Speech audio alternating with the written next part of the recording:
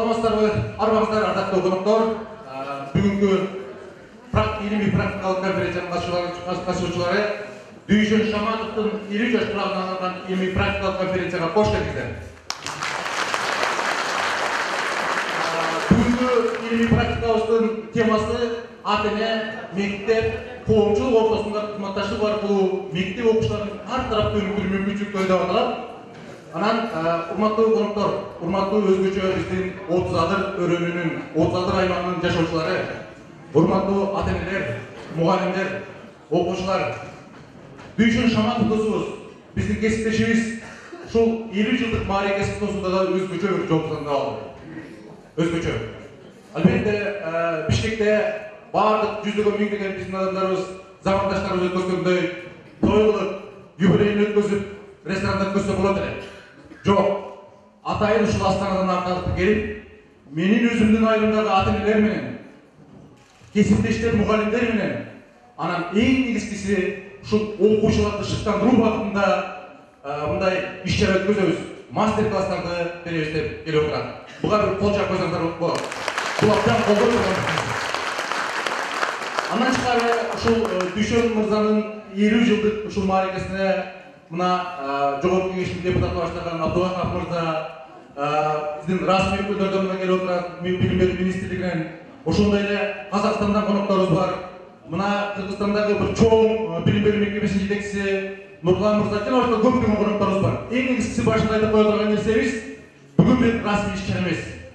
Бүгүн келиңиздер бир ир отуруп түзгенешип баарлашалы. Бүгүн бир педагогикалык майрам болсун бизде. Биздин эң негизги максатыбыз ушул. Ошондуктан бизди бир расмий иш-чара эмес, мындай майрам, педагогикалык бир майрам деп кабылдасаңыздар. Анан эң сонун анан дагы бир нерсе бүгүнкү программаны сиздерге тааныштыра кетейин. Мына азыр 300 жакын адам келип отурат. Азыр мына сиздер саат 1-ге чейин пленардык жыйын болот. Ошол пленардык жыйын учурунда астыда бизде 3 класста 100ге жакын мектеп окуучулары атайын 1 класс англис тилинде, 2 класс мастер-класста. Мастер-класстардагы ошол англис тилин бүгүн кантип үйрөнүү болот. Анан экинчи мастер-классыбыз жалпы республикалык тестирөөгө тапшыруу боюнча кандай бир окуучуларга жардам бере алабыз. Анан үчүнчү бир маанилүү мастер-классыбыз чет өлкөдө кантип чет өлкөгө тапшырса болот деген багытта жүрүп атат.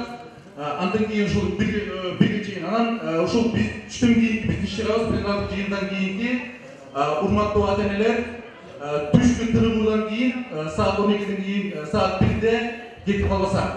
Эң кызыктуу иш-чарабыз түштөн кийин башталат. Ата-энелер сиздерге мындай сиздер менен баарлашуу үчүн, биздин педагогикалык сабатыбызды арттыруу үчүн бизден Бишкектен, Кыргызстандын ар кандай аймактарынан мыкты адистер келди. Мен абердин атынан да отурбайын азыр убакыт алып. Ошондуктан келиңиздер, бүгүн биз бүгүнкү күндө педагогикалык майрам алып, балдарыбызды тарбиялоо багытында, балдарыбызды өстүрүү багытында, өнүктүрүү багытында кичинекей бир азык алып ушул убакытта баштайлы.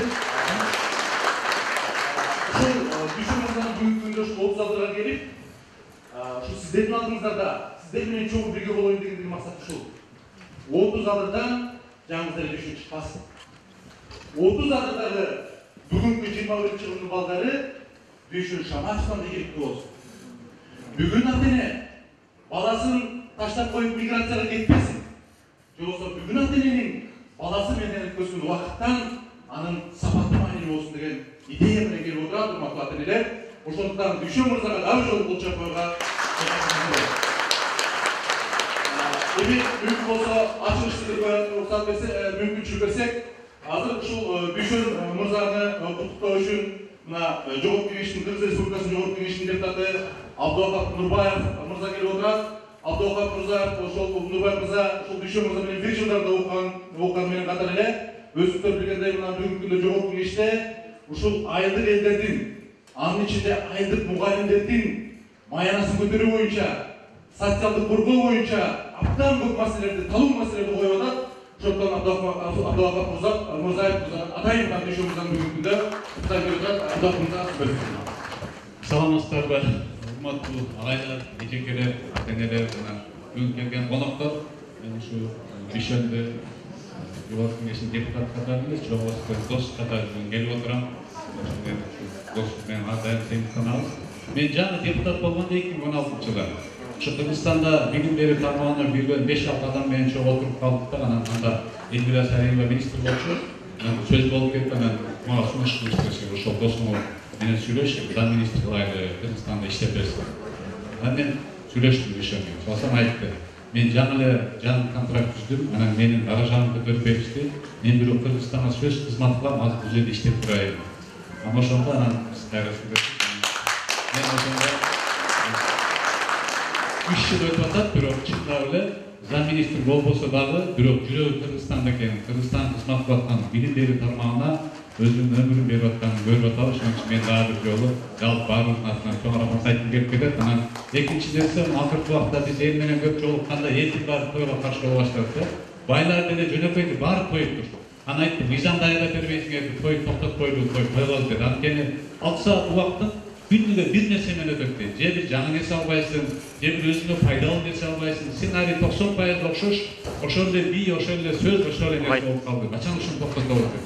Мен ойлойм, мына биринчи жөрөгө ушу болуп атат. Анткени бул 50 жылдык юбилейдин балдарга арнаган, ата-энелерге, ушуларга мугалимдер пайда нерсе алып калган деген бул чынында адамдарга патриоттук сезим бар да. Анткени Алла Таала ар бир баланы таланттуу жаратат экен. Ар бир бала. Бирок биз ошол үйдөгү тарбиянын куру эместигинен, билим берүү системасынын куру эместигинен ошол талантты чыгара алат экен. Бул Бишен досубуздун талантты педагогика тармакта экен, өзүн өзү ача алды. Анан була мен ойлойм Айшенердин ролу чоң болсо керек. Анткени ошондой сүйүп, ишенип тарбиялаган балада чыгат экен. Эки нерсе менен сүйүп, ишенип менен тарбиялаптыр. Мен ойлойм, мына бул ушул 30 азырдагы эле жалпы Кыргызстандагы айылда өскөн балдарыбыз чоң өрнөк болуш керек. Мына атасы өстү. Атасы өзү тарбиялады, бирок ошол нерсеге өзү ишенет менен жетти. Демек, ар бир адам ушундай кыла алат деген нерсе болуш керек. Анан мен ушуну каалап кетет элем. Анан мен ушу чоң ыраазычылык айткым келип келет. Анткени бул жерде мына мен сыйлаган эки Кыргызстандагы билим берүү тармагында ошо Кыргызстандагы анча филиалдардан калдаган тажрыйбаларды колдонуп өсүрүп аткан эки агайыбыз келип отурат. Бул Гапыр Мадаминов менен Оразалы Сайтыканов агайлар, силерге чоң рахмат. Силер Кыргызстан боюнча билет, ушу досубузду сыйлап келгениңиз үчүн чоң рахмат. Бизде мына мен да ошо депутат болгондо эң биринчи мыйзам ошо билим берүү тармагы боюнча болуп, баягы жеке менчик мектептерди салыктан бошотпойлу, мектептер көбөйүп, мамлекеттик мектептерде нагрузка азайсын деген. Азыр да алга чейин да 5-6 мыйзам кабыл алдык. Мына быйыл дагы ошо жогорку кеңеште бюджет кабыл алып атканда биз өкмөттү менен сунуш менен милдеттендирдик. Быйыл 2019-жылдан мугалимдердин айлыгын көтөрөсүн деп. Анткени бул экинчи дагы 2-3 сунушубуз бар. Буюрса биз дагы бир ошол өнөктөш мектеп деген бир долбоорубуз менен иштеп атабыз, эксперттик топ иштеп атат. Ар бир райондогу шаардагы эң артта калган мектептерди конкурс менен мамлекеттик эмес уюмдарга берет дагы. Алар мамлекет өзүнүн акчасын бере берет. Ал алган уюмдар өздөрү кошумча кылып туруп, ал башка курстун өздөрүнө алат да ошол мектептерди оңдой турган. Башында 3 жылга берет дагы, эгер жыйынтык кылса дагы 5 жыл 10 жылга берет турган ушундай кылып атабыз. Анткени мамлекетти көрүп атабыз. Азыркы убакта мугалимдердин айлыгын 50.000-60.000 кыла албайт экен. Азыркы 20.000-15.000 кылат, бирок эгер ошондой болбой сайын бизде жаш балдарыбыз педагогикалык кесипке барбай койду. Илгери биз окуп жүргөн эң кыйын окугандар педагог болуш болчу. Азыр мындай караганда жаш балдар барбай калган, тартыш үчүн. Анткени өлкө мамлекеттердин тарыхын карап көрсөк, мен мына 3 жылда бир 30 өлкөгө барып келдим. Бардык мамлекеттер билим берүү тармагын оңдогондогон өнүгө алган. Башка жол жок, бир гана ушул жол бар. Эгер биз күчтүү балдарга мектептен жаш тарбия бере алсак, ошолордун жүрөгүнө мамлекетти сүйүү сезим бере алсак, ошондо гана мамлекет оңолот. Мен ойлойм, азыр мамлекет албайт, бирок ошого нерсени ушул Дүйшөн агайга кошулган, Асылбек агайга кошулган, Кеңеш агайга кошулган, Гапыр агай, Оразалы агайлар кылып атат. Бул жакшы нерсе, анткени эл ичинен чыга берет экен. Бул жакшы нерсе. Элди мамлекеттин кошулган агайлар кармап турат. Ошон үчүн мен дагы бир жолу кичине көбүрөөк сүйлөп коюм болушат. Кечиресиздер, дагы бир жолу ушул Дүйшөн досубузга ийгилик каалайм. Мен ойлойм, дагы баардык нерсе алдыда, Дүйшөндүн кыла турган кызматтары бар алдыда. Буюрса Кыргызстан үчүн, кыргыз эли үчүн толтура өзүнүн пикирлештери менен, саналаштар менен жакшы ойлору бар, максаттары бар. Ошо биздер жардам беребиз, баардыгы силер да жардам бергиле, баарыбыз чоң аракет кылсак, мен ойлойм, көпкө ийгиликтер жетишет. Анан биз ушул биз деле китеп алып келдик эле, ушу мектепке тапшырып коелу. Өзү илимий практикалык конференция кандай баягы тоон чепкен жок кылып, кайра ушу китеп турган алып, бул Дүйшөн агай окуткан мектепке ушул китептерди тапшырып койсок, уруксат берсеңиз. Рахмат. Бүгүн чепке жакмай жок. Бүгүн китеп майрамы, билим майрамы. Одан соң чоң рахмат. Эжеке келип койсоңуз, бактылуу жагайыкта. Хорошо. Taşı koyuz geliniz. Bunun mekteптің өкілі бар mı? Келіңіз, аға кел қойыңыз. Мына атайын жоғарғы кеңестің депутаты Абдуахап мырза, Абдуахап Нұрбаев мырзадан мектепке береді. Ата соның. Мықты. Жоғарғы. Biz şu bir aydan beri atayın şu uyuşturucu toyuştu attık. Çok rahat. Ana göçü gelip kalsak ecekeler, baktı bileceker, sakada ecekeler, rayonluk bilim bölümleri adam dıştan attırdı. Şu bizde remont olduğu eski mektebimizge kantip депутат gelse, ministrlikin ökülü gelse de bunday aydattırdı. Biz ayttık, jo, bu realdu Kırgızstan'ın 80% mektebi uşunday. Bizge bugünkü günde janagınday bir bayağı görsetmelülük emes, bizge mazmun керек деп атабызда. Ошондон бүгүн ошол биздин мазмунду биздин конференциябызга, илимий практикалык конференциябызга ошол аткаруу билиминин өкүлдөрү турат. Мына билим берүү жана илим министринин орун басары Кудайберди Кожобеков мырзадан келип өзүнүн сөзүн айтайын деп атат. Өзүңүздөр байкап атасыздар, бүгүнкү күндө мына кызматташуу аябай күч. Мына кайсы айылда ушул билим берүүнүн тең төрөлүнү келип эле. Ошондуктан мына бул жерде өтө бир маанилүү иш-чара. Келиңиз. Саламатсыздар, урматтуу бүгүнкү иш-чаранын катышуучулары, урматтуу Гүлайым Эгемназаровна, Абдухапон Расулович. Биринчиден мүмкүнчүлүктөн пайдаланып бардыңыздар да ушул кирип келген жаңылыгыңыздар менен куттуктайм. Билим берүү жана илим министрлигинин атынан көбүнчө мугалимдер отурасыздар. Министрибиз Гүлмира Каримованын атынан. Эми бул жаңы жылды мен ойлоп аткам, сиздер 30 айылы абдан жакшы иш-чара менен, жакшы иш-чара менен баштап атасыздар. Бул ошол биздин бардыгыбыз сыйлаган, урматтаган бүгүнкү Назарбаев университетинин профессору Шаматов Дүйшөн агайдын иш-чарасы болуп атат. Ошон үчүн мен эми менен ошол бир топ жылдардан бери кылып ошондой кызматташыбыз. Бүгүнкү күндө дагы ошол билим берүү жана илим министрлиги мен баргандан бери дайым тыгыз байланышта болуп, ошол ар түрдүү Дүйшөн агайдын мүмкүнчүлүктөрүн пайдаланууга аракет кылып атабыз. Чындыгында биз баягы мен университетте жүргөндө кийин дагы ошол биздин билим берүү системасынын өкүлдөрүн, жогорку окуу жайлардын жетекчилерин, мугалимдерди чогуу барып ошол Назарбаев университетинде жыл сайын ар түрдүү заманбап ушундай бир иш-чаралар уюштурулганда Дүйшөн агай дайым бизге жардам берип ошол жерге барып катышууга мүмкүнчүлүктөрдү түзүп келатат. Ошол жердеги биз барып эң негизги биз сыймыктанган маселе биз ошол казак боордошторубуздун бизге кылган мамилеси, бизди мынтип бир өзгөчө сыйлап, бардык нерсесин кучактарын ачып көрсөтүп жасаган мамилелерин көрүп, биз ошондо ошол бир киши аркылуу бүткүл бир эл боюнча жыйынтык чыгарат экен деген ойго келгенбизди. Бул себеби ошол урматтын бардыгы ошол жерде иштеген, ошол Дүйшөн агай аркылуу болуп атканын биз сезип аттык. Себеби эгерде бул жерден, бул элден ушундай киши чыккан болсо, демек булар деле жөн киши эмес окшойт деп кабыл алган сыяктуу да. Ошон үчүн Дүйшөн агай ошол башка өлкөдө биздин кыргыз элин, биздин мамлекетти башкача айтканда мындай бир даңазалап представить этип жүрөт да. Ошон үчүн Дүйшөн агай сизге чоң ийгиликтерди каалайбыз. Бүгүн мына өзүңүз окуган мектепке келип, ушул жердеги мугалимдер, жөнөкөй окуучулар менен иш-чара уюштурайын дегениңиз бул өтө өзгөчө символичный деп ойлойм. Абдухапон Расулович да белгилеп кетти. Себеби биз ошол жанагы негизги иш жүрүп аткан жерге келип, ушул маселелерди карап талкууласак, абдан жакшы болгон турат. Анан жана агайыбыз Дүйшөн агайдын агайы айтып кетти, ушул Айтматовдун Дүйшөнү менен салыштырып. Мен агайдын өзүн айттым эле, бир аз башкачараак формада салыштыргым келип атат да. Себеби ошол Дүйшөндүн, Айтматовдун Дүйшөнүндүн мезгилинде элдердин сабатын жоюу, кат таанытуу деген эң актуалдуу маселе болгон болсо, бүгүнкү 21-кылымда дагы ошо биздин мектептин мугалимдери үчүн, окуучулары үчүн ошол сыяктуу актуалдуу маселелер бар да. Ол бүгүнкү иш-чаранын темалары ошол бүгүнкү 21-кылымдагы мектептин мугалимине, мектептин окуучусуна керектүү маселелер талкууланып атат да.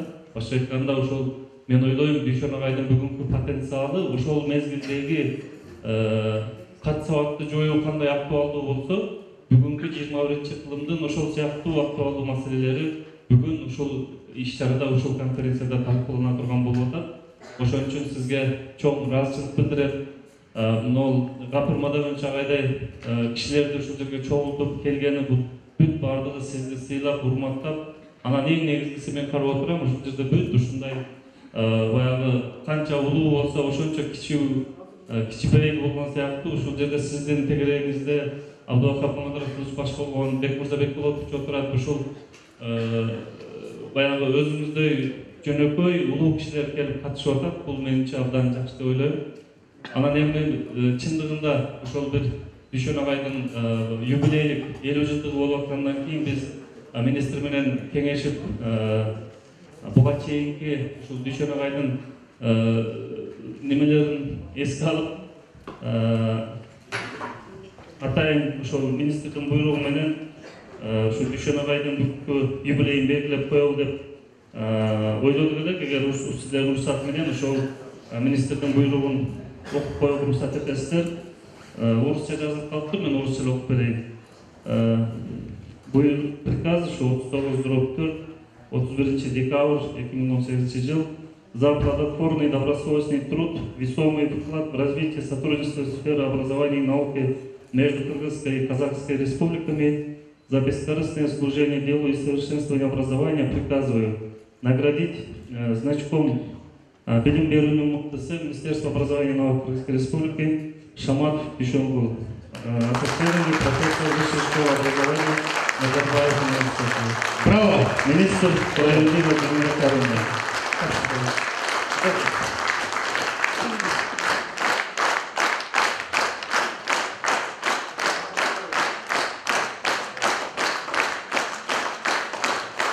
Дүргүлгөн болчалар. Дүйшөн мырза Кытайсына кечиктен билим берүүнүн мыктысы болгон Дүйшөн мырза. Графиктен артта калып атабыз. Урматтуу ачылыш сүйлөөчүлөр, мүмкүн болсо ушул 3 мүнөттөн ашпаса аны эмесе кийинки сөз Кара Суу районунун билим берүү бөлүмүнүн башчысы Гүлайым Машапова эжеге беребиз. Мына бүгүн Алла Таала насип кылып буйруган экен, сиздер менен эң бир зор тарихи мааниге ээ болгон унутулгус күнгө ортоктош болуп отурабыз. Кыргыздын бир жакшы макалы бар. Ар бир элди, ар бир жерди ошол жерден чыккан чыгаан атуу таанытат деп. Мына бүгүн биздин жалпы эле ушул мына Казакстанда башка чет мамлекеттерге биринчи Кыргызстанды, анын ичинен Ош областын, анын ичинен Кара Суу районун, анын ичинен 30 адыр айылын мына бизге биздин Алла Таала табиятынан мындай бир билим берген, чыгармачыл, улуу биз сыймыктанган, биз туу туткан ушул Дүйшөн Алиевичтин 50 жылдык юбилейинде отурабыз. Мен эмне дегим келет эми? Чындыгында бүгүнкү илимий практикалык конференциянын темасы ата-эне, мектеп, коомчулук деп аябай бүгүнкү күн бизден талап кылып жаткан ушул мектеп, ата-эне, коомчулук деген социалдык өнөктөштүк менен биргиштеген мезгилде өтүп жатканын, айрыкча бүгүн ата-энелер сиздерге, менин кесиптештериме зор бир таасир калтырат. Бүгүнкү күндө биздин жалпы эле Кыргызстандагы билим берүү тармагы бир эле билим берүү кызматкерлеринин иши эмес, жалпы коомчулуктун иши экендигин мына бүгүн турмуш айгин эле отурат.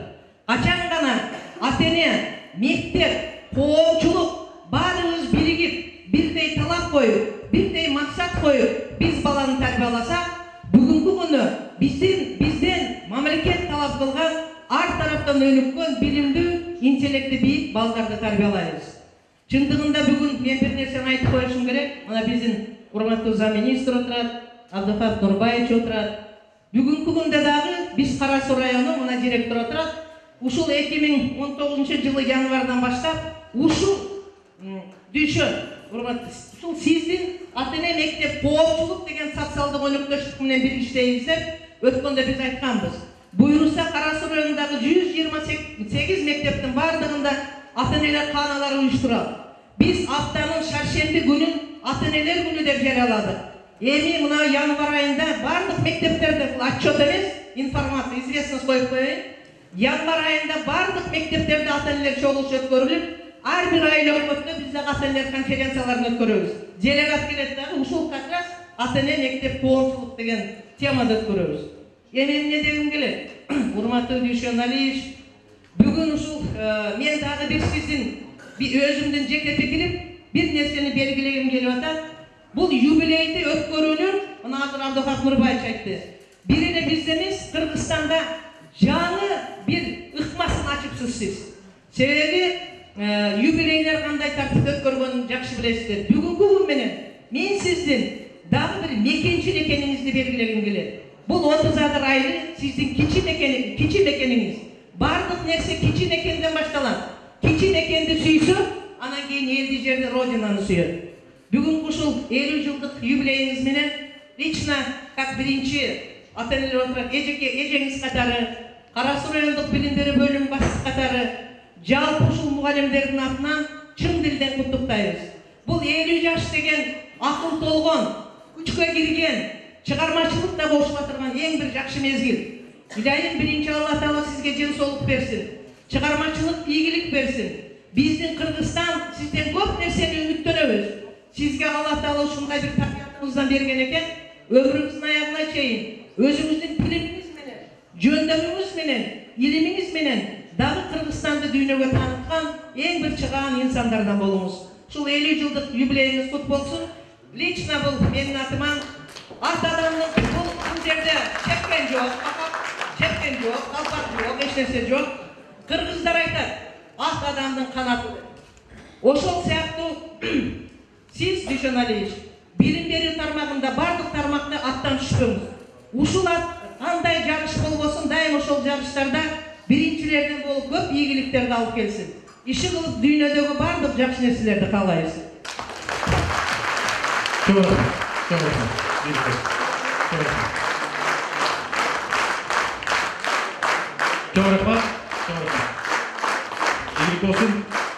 Негизи өзү биз ойлодук эле ушул ачылыштарда кое туралы, бирок эми баягы чеккен жок, макул эми баягы мындай ырымдап тура.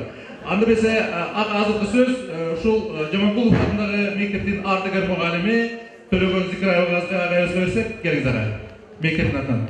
Ардактуу азиз меймандар, баарыңарды бүткүл отадылыктардын Жаманкулов атындагы мектеп жамаатынын жана жеке өзүмдүн атымдан кирип келген 2019 жаңы жылыңар менен кызуу куттуктоого жана баарыңарга чын ден соолук, узун өмүр жана ишиңерде алган ийгиликтерди каалап кетүүгө уруксат этиңиздер.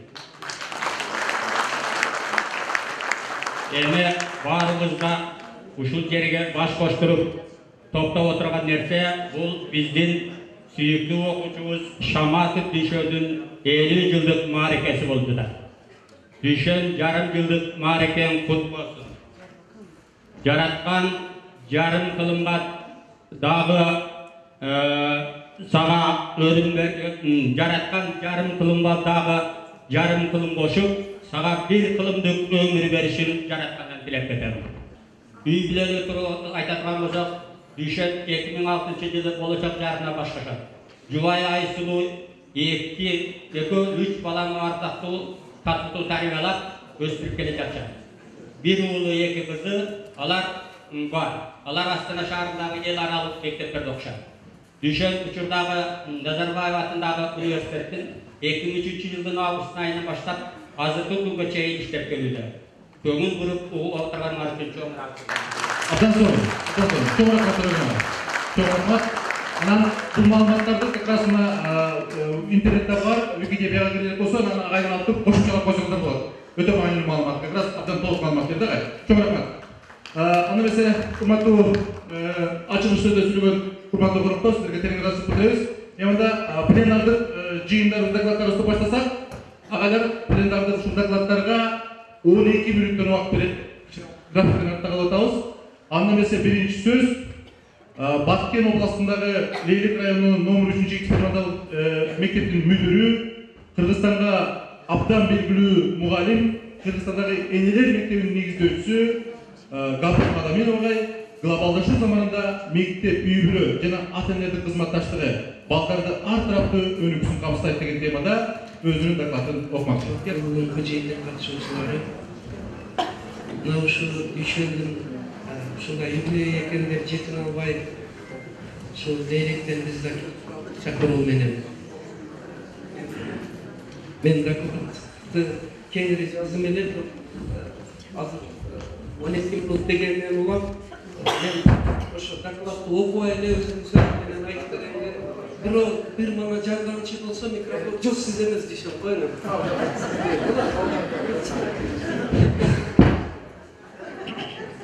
Солума байланыштуу олтуруп сүйлөйүн, уруксат бериңиз. Чыкканыдан ташпиши көп ким экен деп атсаңар керек. Ошо кичине калдык, бирок өзүм декабрга эч жака деле чыкпайт элем. Анан дүйшөн чакыргандан эми ушул балага барбасак кандай болот деп, Кудай сактакылды деп туруп анан жолго чыктым.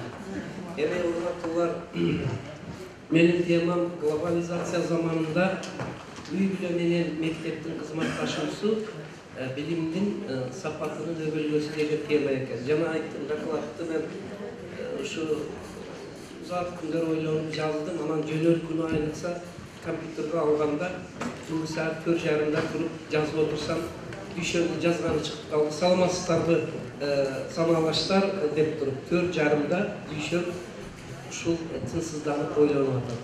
Эми ошону мен окубайын дагы айтып берейин дедим. Мындай урматтуу туугандар, эми аудитория өтө жакын тууган. Аудитория өтө жетик, зрелый аудитория, ошол үчүн мен баягы глобализация, анын таасири деген, анан өтө бир илимий терминдерден качып туруп, жөнөкөй эле өзүбүзчө колхозчо айрыча тил менен эле сүйлөйүн, Кудай бер деген уруксат берсеңиз. Ал эми илимий терминдерди Бишкекте, Астанада илимий симпозиум конференцияларда айталы. Эл менен элдин тилинде сүйлөшсөк жакшы болсо керек. Урматтуулар, эми мына глобализация бул биз каалайбызбы жокпу?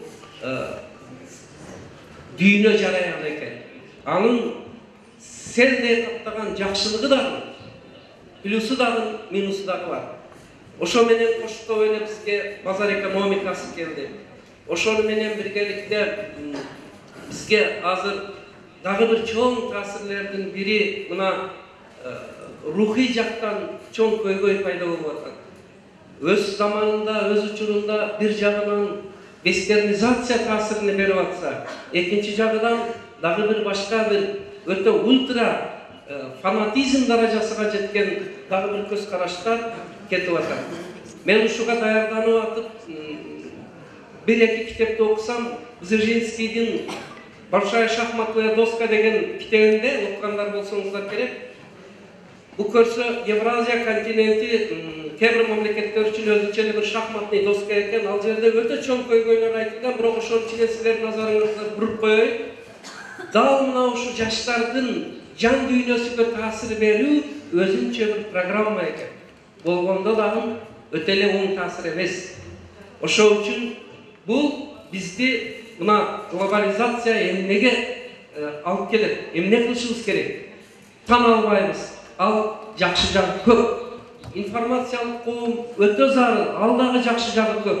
Бирок ошол эле убакта бардык эле жакшынын бир палки два конца дегендей экинчи бир жагы дагы кетип атат. Ошол эле компьютерден, интернеттен биздин балдарды өстүрө турган дагы, чөктүрө турган дагы көп маалымат кетип атат. Кептин баары ошондон тандаш болуп атат. Биз азыр мына ушунча залда адам олтурабыз, балдарды биз тарбиялап атабызбы же мына тарбиялап атабы деген ой бар. Albatta, men bunun içinde sonun balдарды tili үйрөнө турган, кругозорун өстүрө турган sonun программалар бар. Бирок миң өкүнүчтүүсү биздин балдарыбыз ал программага караганда тескери маалыматтарга ыктап, ошонун зависимый болуп калганы өкүнтүрүп атат. Бардык залда отурганыбыздан ушул бир колдогу телефондогу маалымат мүмкүн көптүккө кылып кетет экен. Ошол үчүн биз балдарды эмнеге үйрөтүш керек дегенде, ошол селдей каптап келаткан информация коомунда керек прогресске, позитивке, жакшылыкка, ыйманга, билимге өсүүгө кызмат кыла турганды тандап алууга үйрөтүү милдети келип калды. Эми ошол бардыгы эмнени талап кылып атат? Ошонун бардыгы үй бүлө менен, ата-эне менен мектептин жаңы нуктагы, жаңы көз караштагы союзуну, биримдигини, кызматташуусун талап кылып атат. Биз ошолорду эске алып, мен 97-жылы алгач, мен 25 жыл мектепте эксперимент жүргүзгөн адаммын да. Баягы Дүйшөн агайды сизде эмес, Айтматовдагы Дүйшөндү. Кыларга ишиң болбосо окусаң окутуп тур дегендей, кыларга ишим жоктой болуп, 25 жыл айылдын балдарынын көйгөйлөрүнү эксперимент кылып иликтеп чыктым. Ошондо айылдын балдары, үй бүлөсү, энеси, атасы, мугалими, айылдын директору, завучу, социуму кандай экен дегенди үйрөнүп, ошонун негизинде 15 китепти колумдан келишинче жаздым, урматтуу туугандар. Ошонун бири ошонун негизинде анан энелер мектебини биринчи жолу 97-жылы ачып, ошондон бери азыр бир эле биздин 200 бала окуган мектепте 1400 эне мектебини бүтүп сертификат алды. Бүтүрүү экзамени бар. Экзаменде 3-4 суроо бар. Ошону менен жооп беришет. Анан экзаменден энеси өтсө, анан баласы мектепке алабыз. Өтпөсө албайбыз.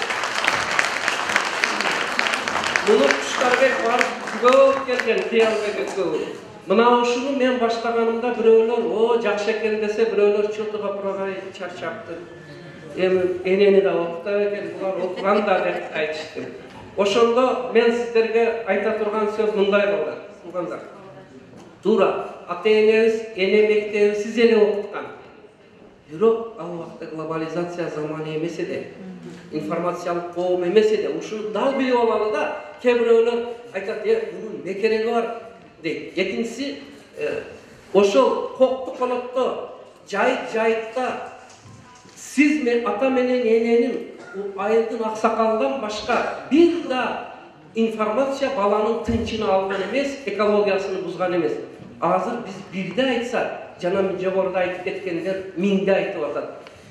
Чындыгына келгенде международный масштабта идет борьба за души человека, за души ребенка. Балдардын жан дүйнөсү үчүн калчылдашкан салгалаш кетип атат. Ойлонуш керек.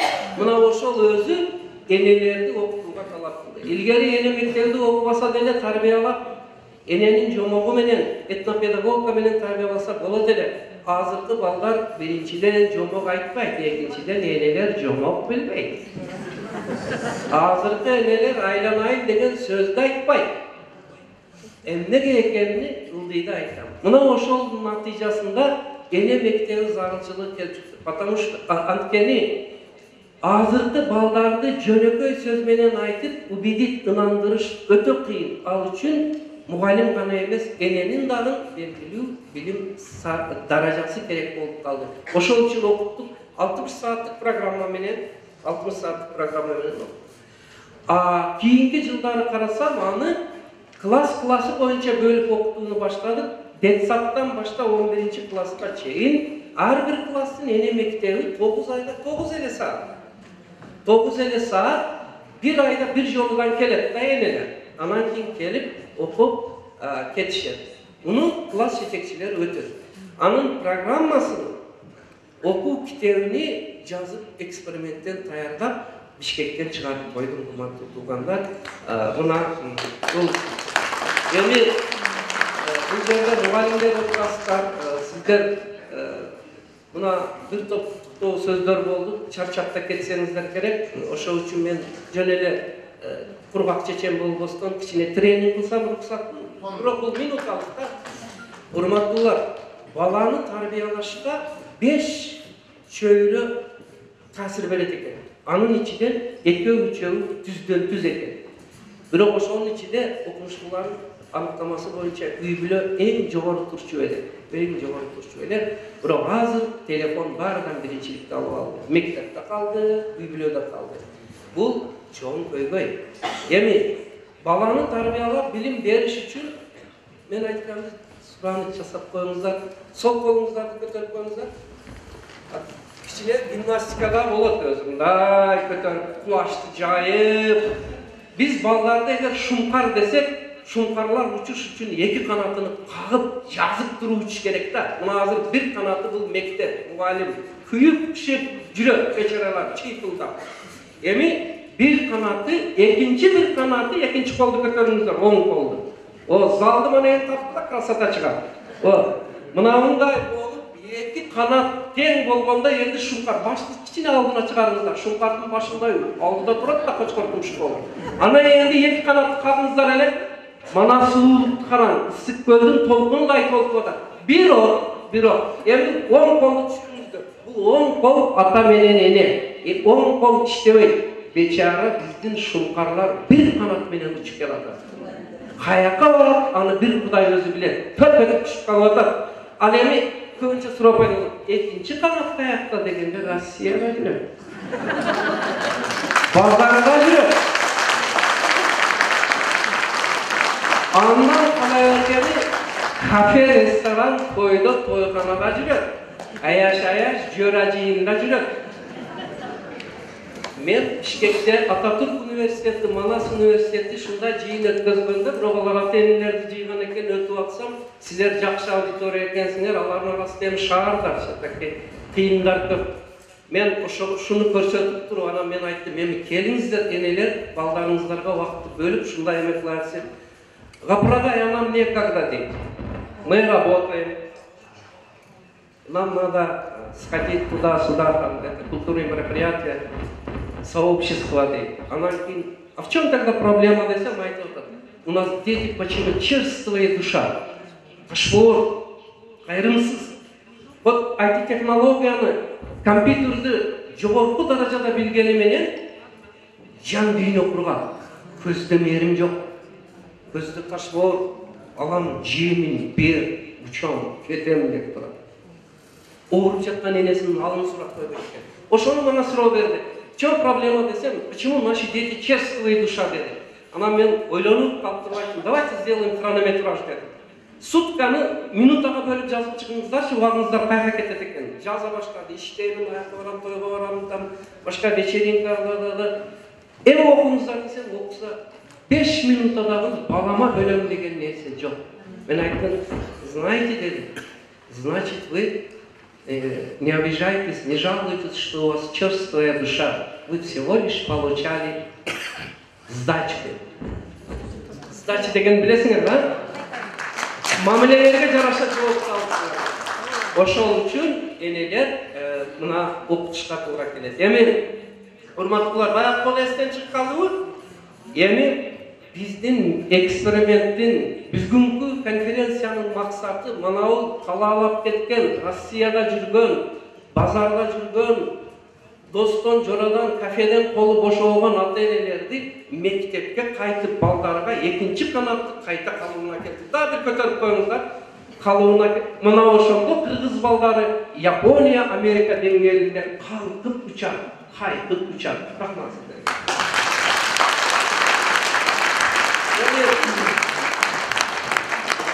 Мана суроо беришип атат, Гапрагай, бул а почему только энелердин мектеби деп атат? Аны ойлонуп калып мен турсам, Кудайга шүгүр, Кудай өзү жардам берет. Кыйындар суроо бергенде. Анан кийин этнограф, этнопедагогтан түкүрүдөн таптым дагы жооп берди. Ай, мындай деген макал бар экен да. Энеси жакшынын баары баласы жакшы. Атасы жакшынын бир эле баласы жакшы. Десем, Залдағылар, белгілерге қарап баялда көрдіңіз бе деп шындай. Енді дедім, қапы болғаныңыздар, екінші бөлігін айтамын. Енесі жеңгенің бәрі жеңді, атасы жеңгенің бір өзі жеңді. Музыка бар екені.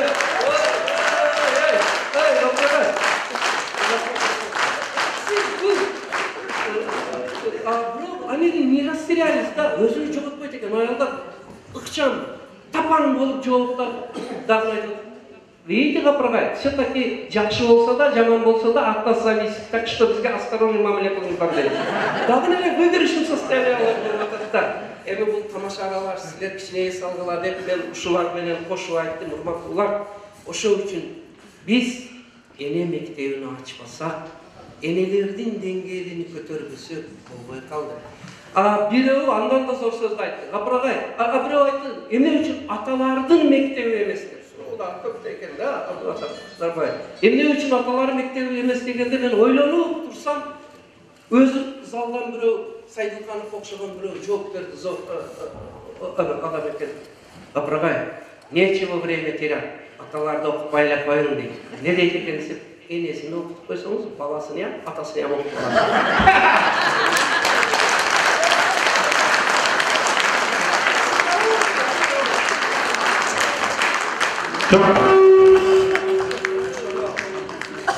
Бұл ән тамашаға кetiş керек, бірақ енелер арқылы берген жұбат екен. Мен ене мектебін оқып жүрердім, кейінчерек İslam Akademiyasını бүткөн bir ağalım adam Ay, siz turu kılat ekensiz. Kur'an-ı Kerim'de, hadislerde var. Ene bu medresedir degen. Ben şu sözü yakında okudum. Ene bu medresedir. Demek ene tabiattan, Kudaydan, koğundan tarbiyalау üçün verilgen eken da. Bırak ben ona oylap, medreselike jaraşa olsun da. Özü, talimi bolmasa, tarbiya özüge köy meseleleri bolsa, kantip ballardı al tarbiyalayt dep, eneler. Yani sizlerden surao bolsa gerek, eneler mektebide neler de okutak dep. 4 çoğun temasını aytıp koyun. Birinciden ballardın возрастной особенностьсini okutak. 0 yaştan, bala boyga bütkönden başta, da 18 yaşka çeyinki ar bir kuraktın, yaştın özünçü özüge jaraşa tarbiyalao emeleri var. Oşol, ikincisi, balanın üy bülögü sosyum tuzup, bilimge intizar, kızıga turgan kılıp tarbiyalar. Ben trening kılıp aytanım, enelerim okuytta konspekt yazam. Konspekti bolsa egzam getirmeyin. Kim barsa ben konspektini көрсөтөм. Урматтуу энелер, эгерде сиздер балаңыз мектепке жөнөгөндө уулум, сен мектепке барасың, Hazreti ustazlarının aldığı varasın, her bir sözü tabirik, sen büyük жерге barasın, Kuday dep astanasını attağın, ustazların, mugallimlerinin her bir sözünün andın uşağıday terip aldın, senin her bir 5-6 kelgenin menin ömürüme 1 yıl koşup dep turup jönötsöңүz, baldarınız başkaça kelet. Turuu jok. Bizden boyunca böyle. Bana akşam mektebinde başta öğrettim, tez gel, maldı kara, okuyu öğretmek, ministr boluverdi, okuyanların yaşamaklarını görüp adam, Natijada üy bülödön, уже biz baldarının arkanday okuğa, mugallimge bolğon отношениясını, kitepge bolğon mamilesini buzup koyat ekeniz. Bu bir köy var, buna kıskaça ayttım. Anlar bu yerde köp baya, enelerdi jönele okutam desеңizdер kelbeyt. Enelerdi okutuş al leksiya forması da emes, oyun türünde. Anan en kızıklısı algaç tartayın desem, mıhtiyene, mıhtiyüyle konkursunu ötküzdü. Mıhtiyene dese bizde tuşkiyiz gilen, körpölördü iyilik taştayımız koy. Amen dinevniklerini caydırdım. Algan gramatalarını caydırdım. Anan kaysı enenin balelişikleri köp gelse, şol enege bank koşulat dedim de jöra, dostlar, klastaşlar, komşular, ayaşlar, tamam. Mektep adamı 700 adam bolup ketти, 300 okuyucu oldu. Потому что жеңип чыгыш керек да. Мына ошондо мыктене, анан мыкты биле. мыкты үй менен мыкты энени аныктаганда эң чоң критерийдин бири мына китептин ичинде бардыгын жазган, жобосу бар, программасы бар, мазмуну бар. Эң чоң жобо эме критерий үй бүлөлүк китепкана барбы? Гапырагай, сөзіңіз орныңызда. Азыр мастер-класстарда гапырагайдың 1,5 сааты бар. Азыр гапырагай өзінің мына пленарлық жиында кириш кылып койду. Эми Кудай буйрса дагы кейинирээк. Мына жерде мына бир эле китебин айтып кетти азыр. Биякта дагы 4 китеби турат. Ошондуктан гапырагайдын аз убакыт өтүп калды, тилекке каршы.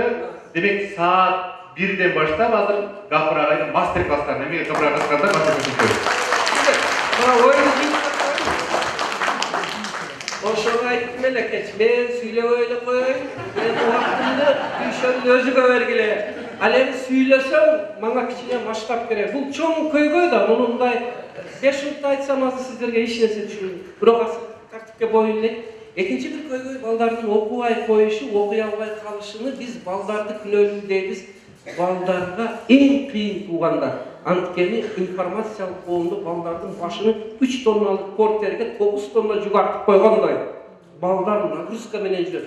Илимий маалыматтар боюнча мектепти бүткөн 10-15% гана бала ден соолугу таза чыгат экен. Калганы стресс, невроз жана башка эме менен чыгат экен. Эң чоң көйгөйдүн бири балдар билим алуунун жолдоруну билбейт экен. Ошол үчүн балдарга билим алууну рационалдуу, кыска, үнөмдүү, ыкчам жолдоруну үйрөнүш үчүн экинчи бир китепти жаздым жана сабактылык киргиздим. Бул акыл эмгегинин маданияты деген сабак. Бул жерде мына ошол эң чоңу дагы битте колаштырайын. Сиз берген мына бир эле колуңуздар шундай ачыңыздар. Балдарга азыр кетип аткан маалымат шунчалык көп, бечаралар кучакка батпайт, орустар муну объятное дейт экен да. Кучак жетпейт да. Ал эми мына айыл китеби ошол көп нерсени эми колдоп акырын бириктирип келиңиздер. Сыгып сууну алып, квинтэссенциясын алып туруп, топ деңиздер. Негизин алып туруп, шундай кылып бере турган методика ушул жерде бар. Сиздерге эсериңизди ийгилик каалайм, рахмат. Мына айтып барбайсың. Дүйшөн, келчегиз барбы? Мен кече ушу баары бүгүн мына көрөсүздөр. Дүйшөндү кечке мактайбыз, сыймыктанабыз. Дүйшөндүн артында Айсулуу турган үчүн Дүйшөн деп туруп. Билим жолундагы өмүр деген менин 25 жылдык экспериментим Кава тарабынан 3 профессор келип, 3 күн жатып изилдеп, мына китепти жазып чыккан. Бул китептин ичинде сонун маалыматтар бар. Ушуну сизге Айсулуу Дүйшөндү шундай сактаганыңызга, шундай бактаганыңызга, шу даражага чыгарганыңызга сизге рахмат. Дүйшөн келеле жүрө берсин.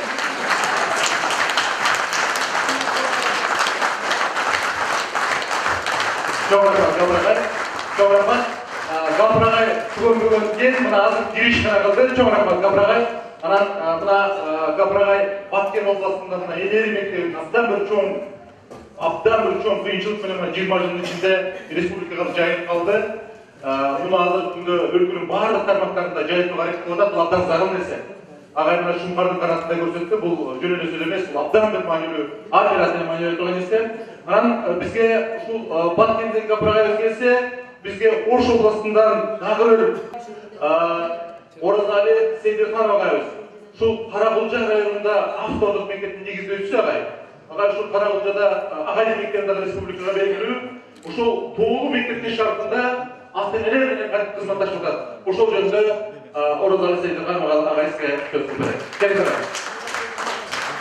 Дүйшөн мына ушундай өзгөчө стандарттык эмес 50 жылдык тарап өткөрүп аткан салтанатка катышканым үчүн мен бактылуумун деп эсептейм. Ошо уюштуруу тобуна сизге чоң рахмат. Мен эми бул автордук мектеп негизинен 3 багытты дагы мектеп деп аталат. Бир мектептин 3 аты бар да. Биринчиси бул улуттук, экинчиси гумандуу, үчүнчүсү демократия. Бул улуттук деген өзүңүздөргө белгилүү СССР маалында мектеп бардығында ұлттық жүзі мен ажырап ұлттық қада салттарды, үрп-адаттарды, ғұрпи, мадани дөйлеттерді балылықтардан мектебimiz четте қалған. Мына ошол өксікті қайра мектепке алып келді. Башкача айтканда, ошол окуучуларды акылмандыкка, адептүүлүккө, адамгерчиликке, эмгекчиликке ниетинен бүткүл тарбияланып, базасына ушул улуттук дөөлөттөр аркылуу ээ болду. Экинчиси, команду дегенimiz бала бул ачылбаган сырсандык. Бала бул демек баланын шогу да, жоошу да, момуну да, жана агайлар айткандай тынч отурганы да, булар баарысы бир да бала жөндөмсүздөрүлдү. Биздин актордук мектептин башкы ою, идеясы демек ошол жөндөмсүз бала көрөлбөк деген. Эми жөндөм качан ачылат? Балага сүйүү жетишкенде, балага түшүнүү жетишкенде, балага ишеним жаралганда. Мына ошол ал ким тураман бул? Ал ошол мына азыр эле Гапур агай айткандай, ата-эне, мугалим жана жалпы коомчулуктар алынат. Ошо баланын улуу, уникалдуу инсан экенин биз түшүнгөнүбүздө чыгат да. Бул бала ошондо ачылат. Демек, чындыгында жакшы мугалим бул баланын оюнда, дилинде, пикиринде, сырында билген мугалим бул жакшы мугалим. Ал демек чындыгы мугалим деген. Мына ошондуктан биздин мектепте эң негизгиси ошол кандай бала болбосун, ошолордун дилин, жанагы бүткүл мүмкүнчүлүгүн, кызыгуусун, умтулуусун, тилектөөсүн билүүнү, үйрөнүүдөн баштайбыз. Демек, эгерде биз ошол баланын ошол сырларын билип алсак, демек баланын өнүгүүсү биздин колубузда.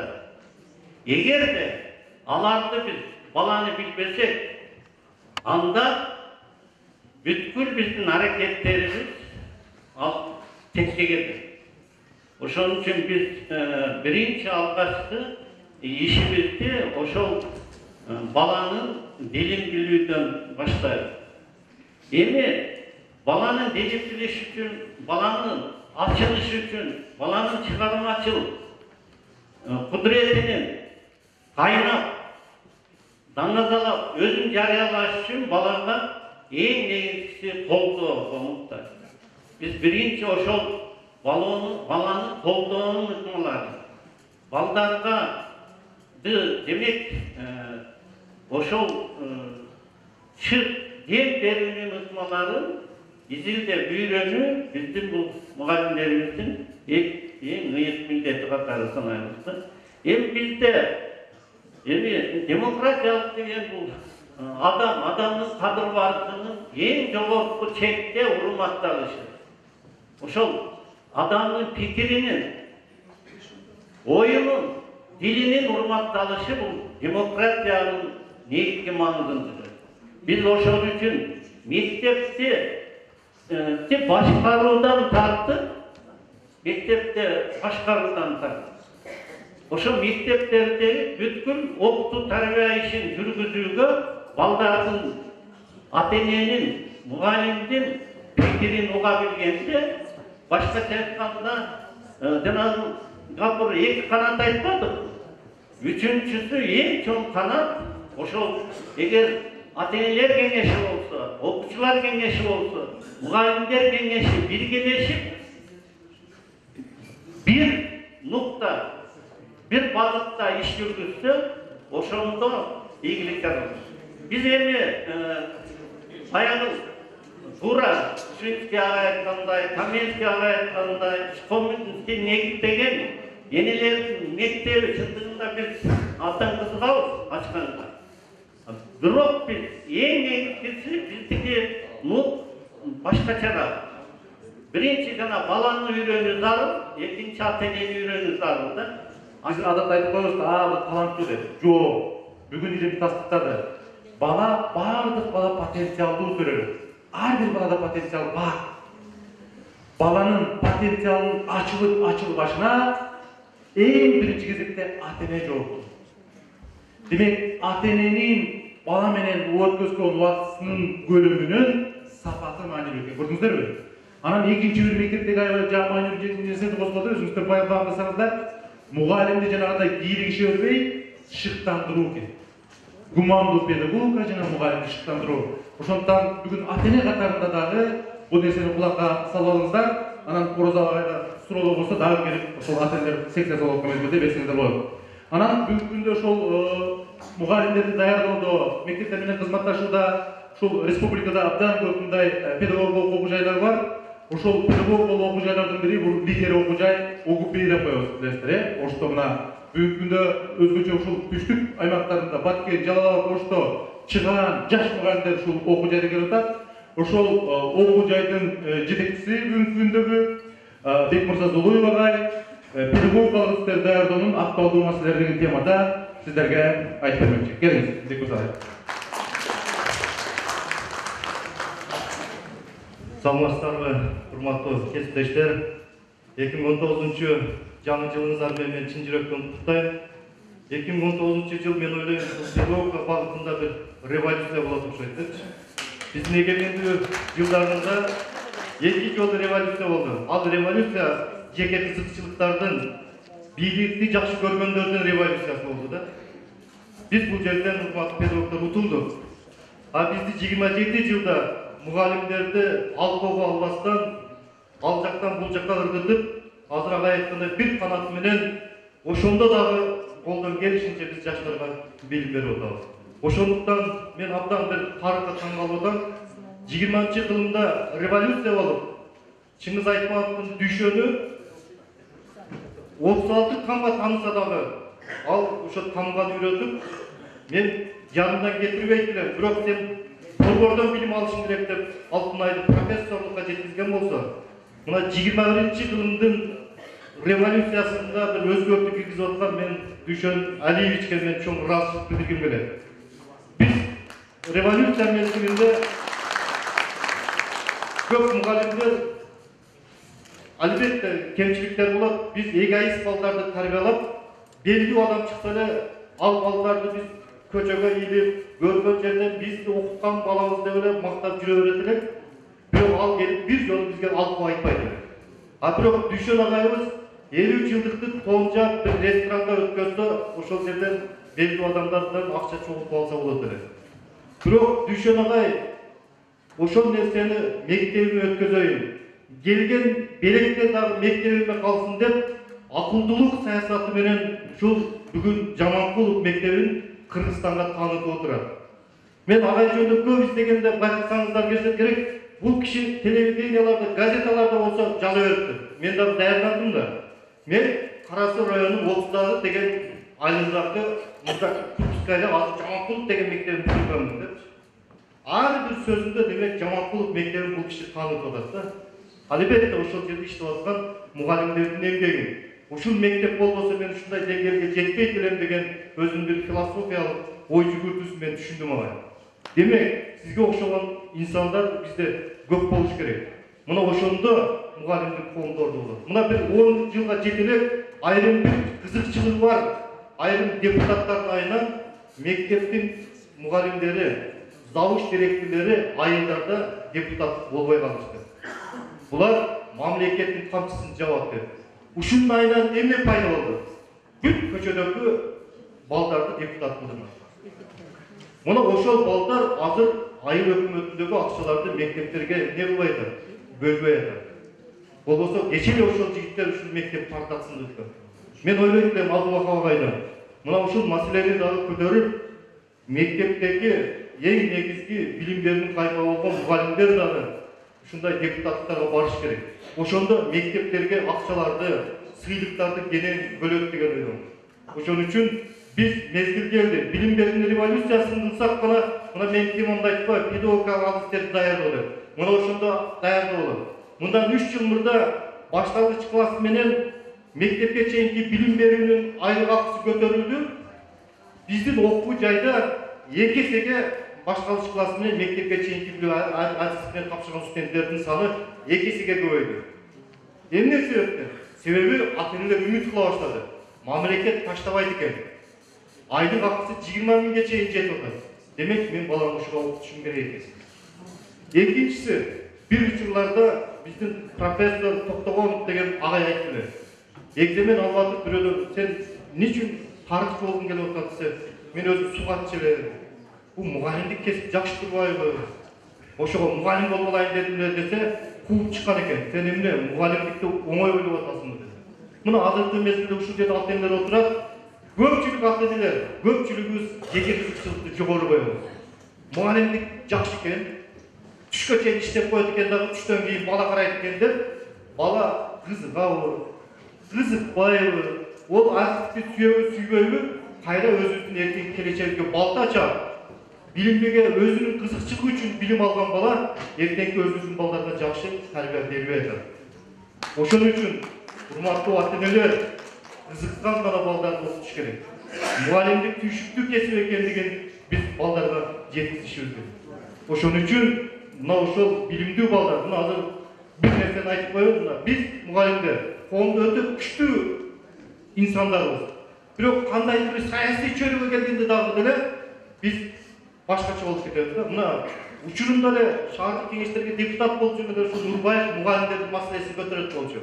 Азыр деле жападан жалгыз депутат Нурбаев айга көтөрүлсүн, башка кылсын дейт, бирок башка депутаттар бир дагы жолу ооз ачпайт да.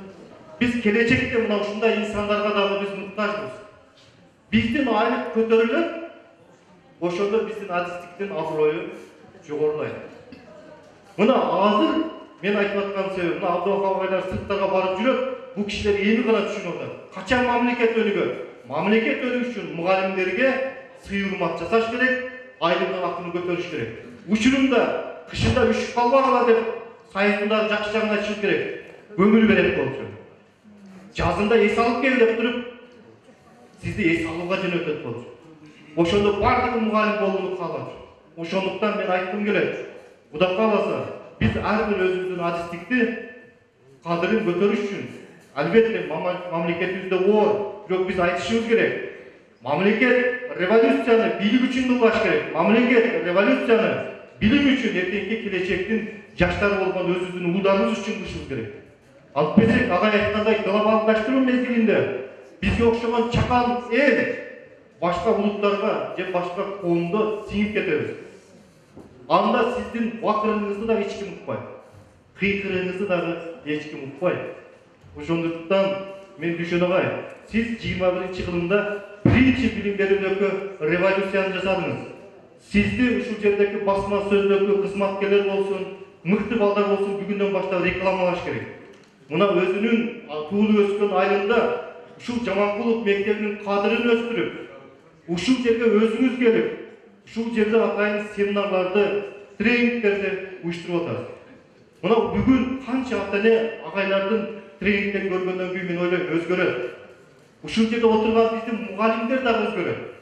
Мына азыркы Кыргызстандын билим берүү системасында жаңылануу болуп атат, урматтуу кесиптештер. Мына мурда мектеп вузду айтат эле, вуз мектепти айтат эле начальниктер бар. Азыр ага айтканда эки канат менен бирдей кетпесек, мына биздин жаңы бакалавриат системасында биз дагы ата-энелерди топтоп чогулуштарды өткөзүп атабыз.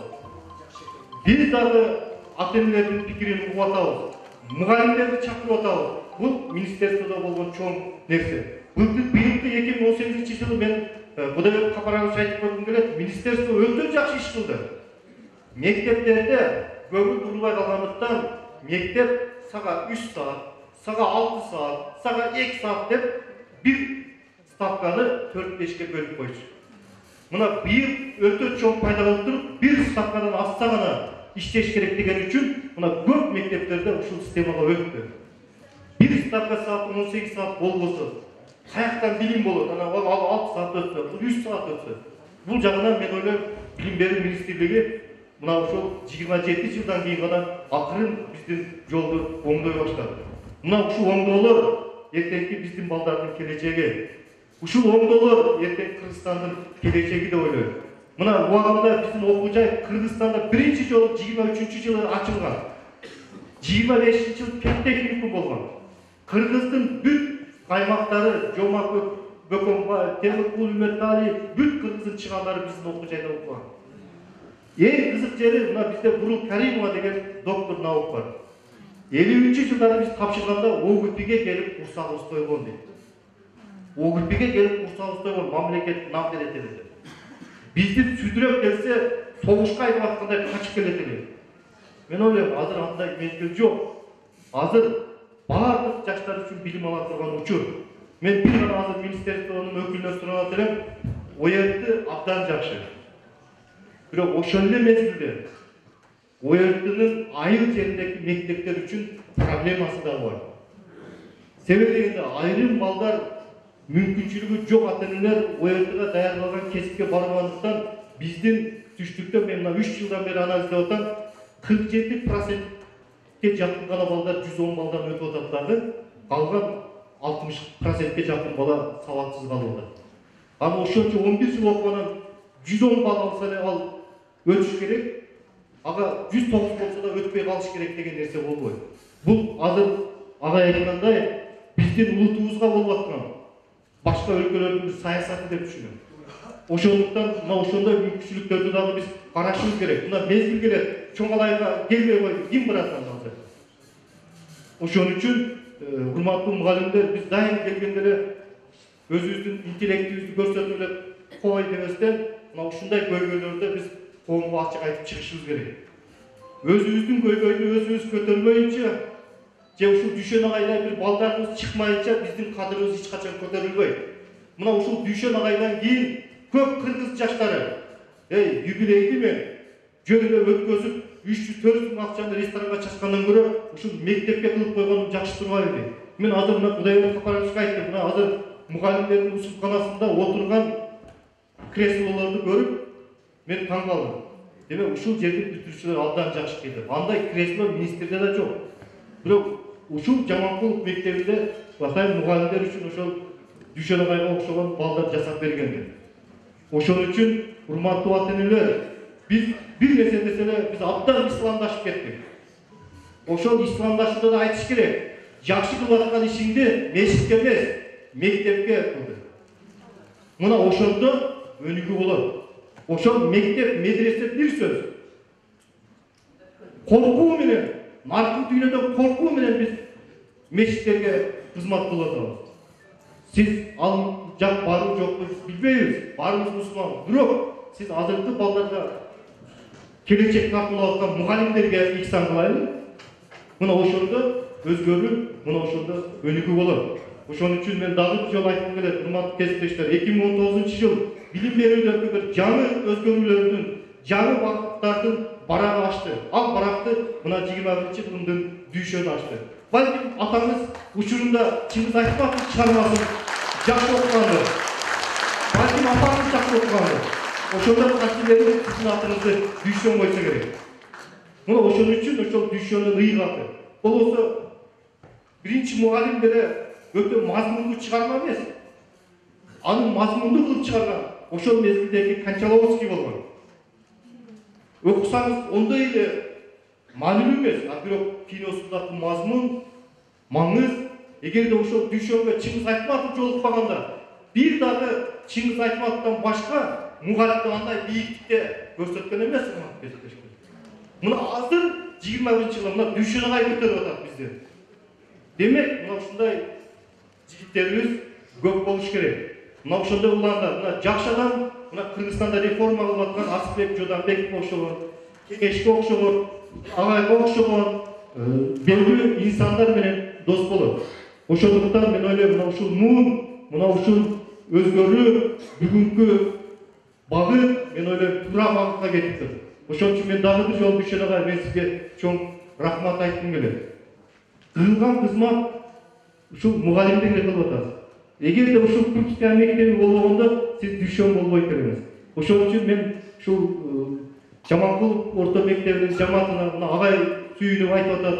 Бүгүн бир өзгөчө мактанып, кичинекей мектеп şu Kırgızistan boyunca siz Astana'ya çeyin, can salvataz, şu bir çoğun bir dengedeki çıkarvataz. Akırkı sözüm urmatlı kespeşler, biz de pedagogik okul caybatarında Kırgızistan'da Japadan çalışkan muhallimlik artistik tarihalanan bilimlerinde okuyacağız ettiririz.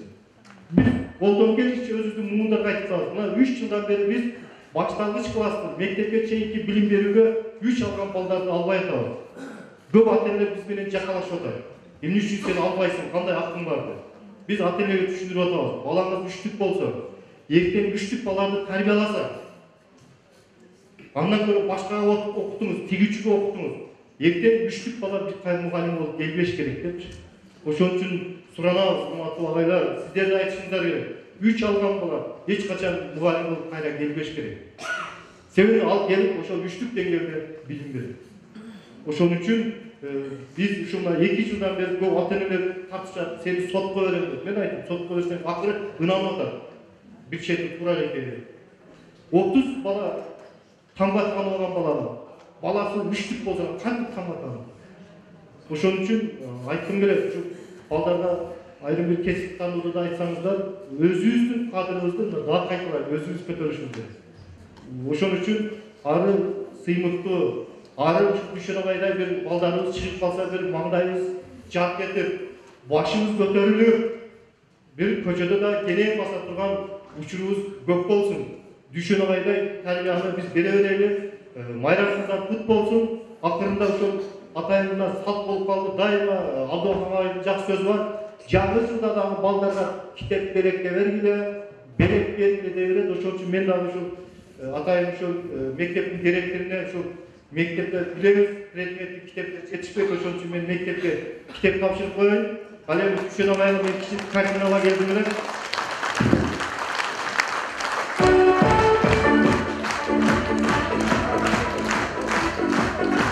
Браво. Алкыш. Kitapты эжеке алып коюптур, акылдуусузчу. Бирок китеп көп ачык айтып коеюн. Китепти жакшы көрөм. Анан абай, мен сизге мындай атты берип атам. Мен Гүлай Гердазовдун кайталабай эле коеюн. Учурда биздин бир саясатчы айтты эле. Дайыма Кыргызда булун боло беребиз. Жок, булун болбош керек, ат болуш керек депчи. Сиз мына азыр атсыз. Ушу элиңиз бош тартырабы, эмне тартырса да ушул биздин ушундай бир карагердей болуп, элге өзгөчө билим берүүгө кызмат кыла беришиңизге мен тилектешмин. Агайдын сый-урматы бүгүнкү менен бүтпөйт. Эртең 8-inde дагы бошто уланат. Ал жерде дагы өзүбүздүн белегибиз бар. Ошондуктан дагы бир жолу юбилей катарында, инсан катарында сиз дайыма ошол Астанада жүрсөңүз дагы келип окуу жайларда, мектептерде жакшы семинарларды көптөгөн мугалимдерибизге билим берип жүрөбүз. Ушунуңуздан тайбаңыз, жөнөкөйлүк бул улуулук деп коет. Ошондуктан дагы бир жолу сизди куттуктайбыз. Ушул белектер мен ойлойм ушу мектепке калса керек депчи. Ал эми мугалимдик жасаганда даяр этсе болбойт экен. Чыгармачылык болот экен. Ошондуктан эң чыгармачылык ийгилик каалайбыз агай. Анан өсөр бала өтмүшүн сыйлайт дегендей, Дүйшөн мырза бүгүн дагы бир чоң бир абдан бир жакшы демилге көтөрүп атат да. Ошол Дүйшөн мырзанын балалыгында Николай Коньков деген болгон. Карайсыздарбы, ким болгон ал? Николай Коньков. Ким болгон? Ким болгон эже? Николай Иванович Пятисоковдун эң алдыңкы директору болгон. Көрдүңүздөрбү? Ошол Николай Коньковдун элесине ошол Людмила Конькова деген эжекебиз бар экен, ошол гүл тапшырам деп Дүйшөн мырзам өзү азыр суранат, ошого берет экен.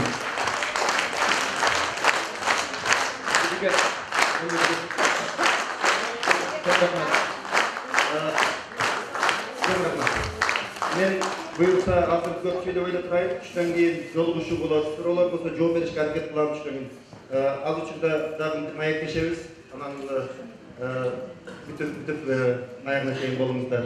Азыр мен ушул Николай Иванович дегенди мен кинемде ушул атаман көп укчумун. Фамилиясын дагы айтып, атын дагы айтып, ушул Орсадыр совхозунун эң алдыга алып чыккан ошол киши болгон да. Ал кишинин тарыхын мен азыраак билет экенмин. Ошон үчүн мен Жамил эжемден Николай Иванович жөнүндө кыскача эжеке. Ал ким болгон, эмне кылган? Үйү мынау жерде жайгашкан экен. Ушу жөнүндө бир аз айтсаңыз. Анан бул эжеке өз жөнүндө да кичине айтып берсеңиз. Саламатсыздар, урматтуу меймандар, урматтуу бүгүнкү конференциянын катышуучулары. Николай Иванович Коньков биздин совхоздо эң алдыңкы директорлордун бири болгон. Себеби биздин совхоздун экономикасын көтөрүүдө абдан чоң салым кошкон. Ал киши мына биздин мектептин жанында жашаган, жөнөкөй киши болгон. Аялы Раиса Петровна, да, твоя мама? Раиса Петровна ушунчалык жөнөкөй адам болгон, служебный машинага чыкпай, биздин мектептин жанынан чыгып, магазинге барып, айран, сүт көтөрүп келет өз колу менен. А мына Люда Конькова менин классташым, енеси Игорь болгон. Булар ушундай жөнөкөй үй бүлөдөн болуп, ушу мектептин корпусун салып берген. Кыскасын айтканда Николай Иванович эң алдыңкы адам болгон. Анын балдары азыр Иркутскийде жашап жатат. Кызы чет тилдер факультетин менен бирге бүткөн. Азыр ошто Сороскондун иштеп жатат. Көңүлүңүзгө рахмат. Дагы мен сиздерден кайрадан не десем? Ааламга жол айылдан башталат дегендей, мына биз бүгүн Дүйшөн Шаматов менен сыйлыктанып жатабыз. Ушул жерге биз чакырбаган, биз телевизордон көргөн атактуу депутаттарыбыз, министрдин орун басары, ОГПнин ректору, чыгаан окумуштуу агайлар, биздин районунун жетекчиси Гүлай Мегенназаровна, ошондой атактуу адамдар келип отурат. Куш келипсиздер, ичиңиздерге ийгилик, ден соолук, эч качан арыбаңыздар. Биздин балабыз менен биз сыймыктанабыз. Ошондой биздин Отсадырга, ушу Жаманкулов мектебине кут курду десем болот. Канча кут келди дегенде ушул атактуу адамдар келди. Ылайым биздин мектепте ийгиликтер болот. Дүшөн сага ийгилик каалайбыз. Сен Кыргызстанды таанып. Анан мен дагы айтарым, ушул менин кошунам болгон. Ата-энеси жок жөнөкөй. Биз Дүйшөндүн эжелеринен тупурак кечип чоңойгон балдарбыз. Ата-энеңе дагы рахмат ушундай сени чоңойткон. Люда, you are welcome to our school.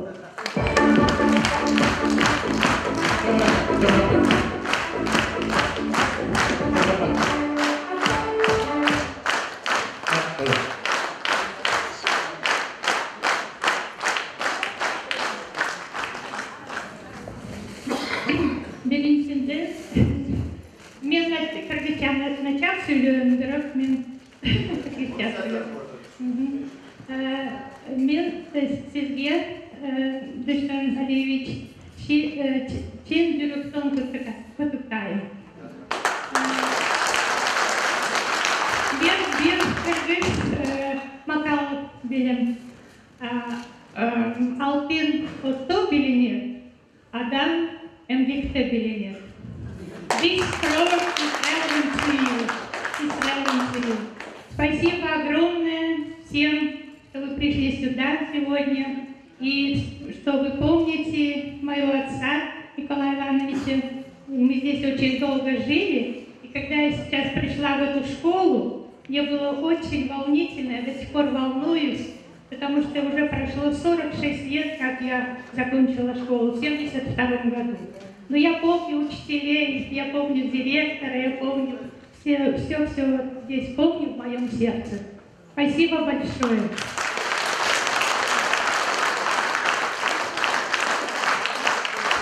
Спасибо. Атан өзгөчө Дүйшөн мырзага дүрүстүгө болчу алган бийлигин көтөрүштөр жаштарга жүргөн кала.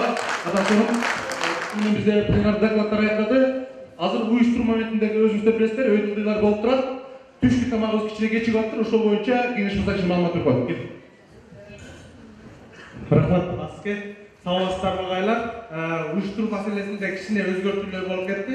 Бизде абет 12-де болуш керек эле, 12 эмес, азыр 1-ге үлгүрүп калабыз деп атат. 1-1:30га чейин. 1:30 эле. Ошол убакытта азыр 1:30 саат калат экен. 1:30 сааттын ичинде мастер класстарды өткөрүп бүтүрүп алайын, Андан кийин абет кылабыз дагы. 2:30-да кайрадан чогулабыз. Уже залга чогулгандан кийин дальше программа менен кетебиз. Так, бүтүрөөнүн астында биз азыр сүрөткө түшүбүз керек. Ага сүрөткө түшкөнгө чейин эч ордуңуздардан кыймылдабаңыздар. Сүрөткө түшкөнгө чейин кыскача кулактандырып айтып коеюн. Ата-энелер үчүн мастер класстар ушул жерде болот.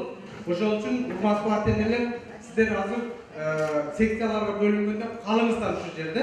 Сиздер үчүн Гафур агай, Куштарбек агай, Бактыгүл эжеке 1:30 саат мастер класс өткөрүшөт.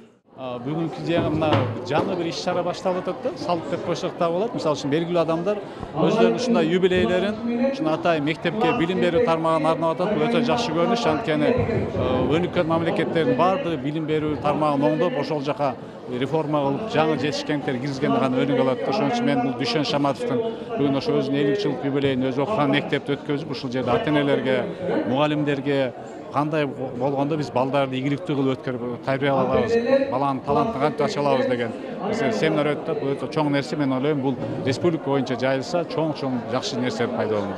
Бул өтө жакшы нерсе, мен буга толук кошулам. Анткени акыркы убакта элдин баары, байы деле, башкасы деле баары тойдон тажады. Анткени тойдо адамдар 6 саат убактын бир гана нерсеге жумшап атат. Же бир жаңы нерсе үйрөнбөйт, же бир пайдалуу нерсе албайт, окшош нерсе болуп кетти. Ошон үчүн буга окшогон самалдыктар, жаңы салттар мен ойлойм элге жагат. Мен ойлойм, эл буну колдоп келет го деген ишеничтемин. Бүгүн ошо биздин ошол биз турган мектептин бүтүрүүчүсү белгилүү окумуштуу профессор ошол азыркы бүгүнкү күндө ошол дүйнөлүк деңгээлдеги белгилүү Назарбаев университет деген бар, Казакстанда Астана шаарында жайгашкан. Ошол университетте профессор болуп иштеген агайыбыз баягы өзүнүн 50 жылдык юбилейин мындай адаттан тышкары форматта өзү окуп билим алган мектепке келип өткөрүп жатат. Бул иш-чаранын мааниси мен ойлойм өтө чоң. Себеби эң негизгиси ошол кандай бийиктикке жетпесин, ошол профессор агайыбыз ошол бийиктиктин негизинде ушул мектептеги өзү окуткан мугалимдери, ата-энеси, айылы негизги өзөктүк мындай бир маанилүү болгон үчүн ушул жерге келип өткөрүп атат деп ойлойм. Анан уюштуруу моменттеринде дагы эң негизги максат баягындай бирин-бири сыйлап башка кылыш эмес. Ошол мектептин окуучуларынан баштап мугалимдери, жетекчилери, ата-энелерге чейин ушул жерге чогултуп, бүт республикага белгилүү болгон педагогдорду чогултуп, бүгүнкү күндүн 21-кылымдагы азыркы актуалдуу мектепти билим берүү, тарбия ушул багыттагы семинарлар менен коштолууда да. Бул мен ойлойм, ушул биздин бүгүнкү мындай бир дайым шарт боло бербеген учурда өтө ошол Дүйшөн агайды сыйлаган, урматтаган республикалык, эл аралык деңгээлде таанымал методисттер келип, өздөрүнүн ошол мастер-класстарын өтүп атат да. Бул ошол биздин ушул мектеп үчүн, ушул айыл үчүн, айылдагы ата-энелер үчүн өтө чоң мүмкүнчүлүк болду. Ошол бүгүнкү ошол семинар, мастер-класстардын жыйынтыгы менен ушул мектепте кийинки Дүйшөн агайлардын келечекте чыгышына бир чоң өбөлгө түзүлөт деген терең ишеничтемин да. Мен бүгүнкү иш-чара бир өзгөчө стандарттык эмес нуктагы бир салтанат болду. Бул менимче баягы ар бир жерде ушундай 50 жылдыктарды, 60-70 жылдыктарды, юбилейлик жылдарды ушул нукта өткөрсө абдан жакшы болмок. Себеби жерди эл тааныйт, жер тааныйт, кийинки муундарга үлгү сабак болот, өмүрү өрнөк болот. Ошондуктан бул иш-чараны абдан жакшы өттү деп эсептейм. Ошондой эле мына окуучулар да, ата-энелер дагы баягы баланы тарбиядоо, өнүктүрүүдө, өстүрүүдө бир сабактарды алып жатат. Бул да өзгөчө нерсе.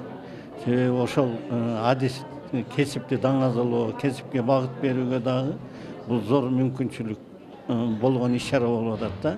Мына балдардын катышканындагы өзгөчө мен ыраазы болуп атам. Себеби балдар ошо коомго аралашып, ошол адам болуу деген эмне экенин, болгондо да чыгаан инсан болуу кандай айыл үчүн да, эл үчүн да бакыт экендигин алар жан дүйнөсүнөн сезип атышат да.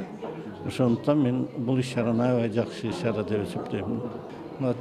Биздин бүгүнкү иш-чарабыз жылдын жаңарышы менен абдан бир өзүнүн бир оригиналдуулугу менен өзгөчөлөнүп атат. Мына биздин азыркы мезгилдеги жаңыча ойлонгон, жаңы көз караштагы агайыбыз Шаматов Дүйшөн агай өзүнүн 50 жылдык юбилейин бир салттан тышкаркы бир өзгөчөлүк менен өткөзүп атат. Өзүнүн туулуп өскөн айылында жана өзү окуган Жаманкулов орто мектебинде атайын бир Кыргызстандагы мыкты изденүүдөн жолунда жүргөн чыгаан мугалимдерди топтоп, ушул региондо атайын мастер-класстарды өткөзүп, өзүнүн туулган күнүндө өзүнүн мугалимдерине белек катарында жаңычыл усулдары менен бир жакшынакай маанайда өткөзүп атат. Мен ойлойм бул Дүйшөн агайдын 21 кылымдагы бир жаңычыл Дүйшөн экендигин, билим берүүдө бир өзгөчө бир жаңы бир салттуу бир өзгөчөлүктү киргизейин деген идеясы мага абдан жакты. Мына ушул Дүйшөн агайдын идеясы кыргыз коомчулугунда бир жакшы колго алынып, демек ушундай бир юбилейлерди ушул өзүнүн окуган мектептерине, мугалимдерине бир пайда тие тургандай бир жакшы бир иш-чараларды өткөзө тургандыгын далилдеп атат. Мен ошондуктан ушу бүгүнкү сөздөн пайдаланып, мен агайдын 50 жылдык курагы менен чын жүрөктөн куттуктаймын. Билим берүү айдыңында дайыма өзүнүн изденүүчүлүгү менен, өзүнүн чыгармачылыгы менен биздин мугалимдерге семинарларды, тренингтерди өтүп жүрөт. Мына ошол идеялары менен дайыма кыргыз педагогикасында өзүнүн орду болот. Бүгүн дагы өзүнүн бир чыгандыгы менен дагы биздин педагогдорду ат чабым алдыга кетти. Ошондуктан бир чыгармачылыгына ийгилик каалайбыз. Ушул Жаманкулов орто мектебинин жамаатына дагы, Дүйшөн агайды окуткан мугалимдерге дагы биз чыгармачылык дайыма ушундай Дүйшөн агайдай мыкты уулдарды тарбиялап өстүрө беришине мен тилектешмин. Бүгүнкү күнү биздин ушул Кара Суу районундагы Жаманкулов атындагы орто мектебиндеги Дүйшөн Шаматовдун 50 жылдык юбилейине арналган мектеп ата-эне коомчулук деген илимий практикалык конференция бул өзгөчө бир зор тарыхый окуя деп мен эсептегим келет. Себеби бүгүнкү күндө биздин билим берүү тармагы бир эле билим берүү кызматкерлеринин иши эмес, жалпы коомчулуктун иши экенин бүгүн өзү турмуш айгинелеп турат. Мен эмне дегим келет, ушул бүгүнкү ата-эне мектеп коомчулук менен социалдык өнөктөштүк менен бирге иштегенде биздин билим берүү тармагында бир чоң бир зор жетишкендиктер, бир чоң бир өнүктүрүү боло турганын буга чейин турмуш өзү тастыктаган. Себеби 2011 жылдан 2013 жылга чейин биздин Ош шаардык билим берүү башкармалыгында ушул ата-эне мектеп коомчулук деп социалдык өнөктөштүк менен биргеликте иштегенде аябай чоң натыйжа болгон. Ал натыйжада ушул 2012-2013 жылдары республикада Ош шаарында бир дагы жаштар арасында кылмыштуулукту болтурбоо, суицид, рекет сыяктуу нерселер эч кандай болгон эмес.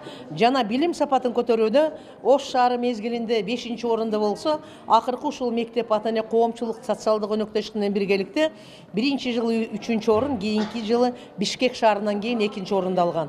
Бул бүгүнкү конференциянын натыйжасы аябай бир чоң натыйжа чыгат деген үмүттү айткым келет. Анын үстүнө бул биздин кулун, Кара Суунун чыгаан жигити ушул Дүйшөн Шаматовдун бүгүнкү 50 жылдык юбилейи, ушул ата-эне мектеп коомчулук деген темадагы социалдык өнөктөштүк илимий практикалык конференция буйруса өзүнүн бир чоң бир натыйжаларын, чоң бир ийгиликтерди берет деген үмүттөмүн. Биздин Кара Суу районундагы бардык мектептерде биз дагы ушул 2019 жылы январь айынан баштап бардык мектептерде, андан кийин айыл өкмөттөрдө, андан кийин райондо бир чоң ата-энелер конференцияларын өткөрүп, мындан бул жакка ушул ата-эне мектеп коомчулук өнөктөштүк менен биргеликте бир чоң билим берүү тармагында чоң бир жумуштарды жасайбыз деген ниеттебиз. Буйруса мен ойлойм, бул социалдык өнөктөштүктөн чоң ийгиликтер чыгат. Бүгүн биздин 30 адырдын тарыхында өзгөчө күн, өзгөчө жыл, өзгөчө ай болуп жатат. Мына ушул бүгүнкү күнү 5 январда биздин бүтүрүүчүбүз Дүйшөн Шаматовдун ушу мектептен бүтүрүп чыгып, азыркы күндө илимдин тучокусуна окумуштуу чыгаан педагог мыкты илимпоз катары таанылып, Кыргызстанды башка мамлекетке чет жерге таанытып жаткан биздин окуучубуз болгондо биз чын жүрөктөн сыймыктанабыз. Эми Дүйшөн жөнүндө айта турган болсок, бул ушул окуучулук күндөрүндө аябай зээндүү, күч кайраттуу, өжөрлүгү менен илимге тырышып окуган балдарыбыздын бири эле. Биздин мектеп 1961 жылы 13 сентябрда ошол жерде ачылыш салтанаты болгон. Ошого катышканбыз. Ошонон бери ушу мектеп босогосунан бир нече деген жакшы алдыңкы окуучуларыбыз, түрдүү кесип ээлери болушуп, Кыргызстандын түрдүү түмөн жерлеринде кызмат кылып, кызмат өтөп жүрүшөт. Биз ошолордун бири катары Дүйшөн Шаматовду эсептейбиз. Дүйшөнгө ушул иштеринде ийгилик каалайбыз. ömürün uzun bolsun, geleceği keng bolsun, özünün mектebin şu bizde kollektivde 30 жергесин бүткүл Кыргызстанда чет жерге дүйнөгө таанытып койгон үчүн биз өтө сыймыктанабыз. Иши ийгиликтүү болсун, өмүрү узун болсун, келечеги кең болсун. Дүйшөн Шаматовдун мына бир дагы элге жаңылык кызматы ушу айыл жеринде илимий конференцияны өткөргөнү болду. Мына бул жерде азыр экинчи бир жаңылыгы мугалимдер гана эмес, ата-энелерди дагы чогултуп, şu bilim берүү, тарбия берүүдөгү мектеп менен ата-эненин кызматташы жөнүндө өттү. Буга ушу чакырылып, эне мектеби жөнүндө айтып берүүгө мени чакырышты эле. Ушу бир Дүйшөндү сыйлап келип катыштык. Мына Дүйшөн өзү Кудай кааласа Кыргызстан сыймыктана турган уулубуз, алы алдыда көп дагы анын кыла турган иштери. Эми мен бүгүнкү иш-чара жөнүндө айтсам, пленардык жыйында 4 доклад, жакшы докладдар окулуп, анан азыр секциялык иштер болуп атат.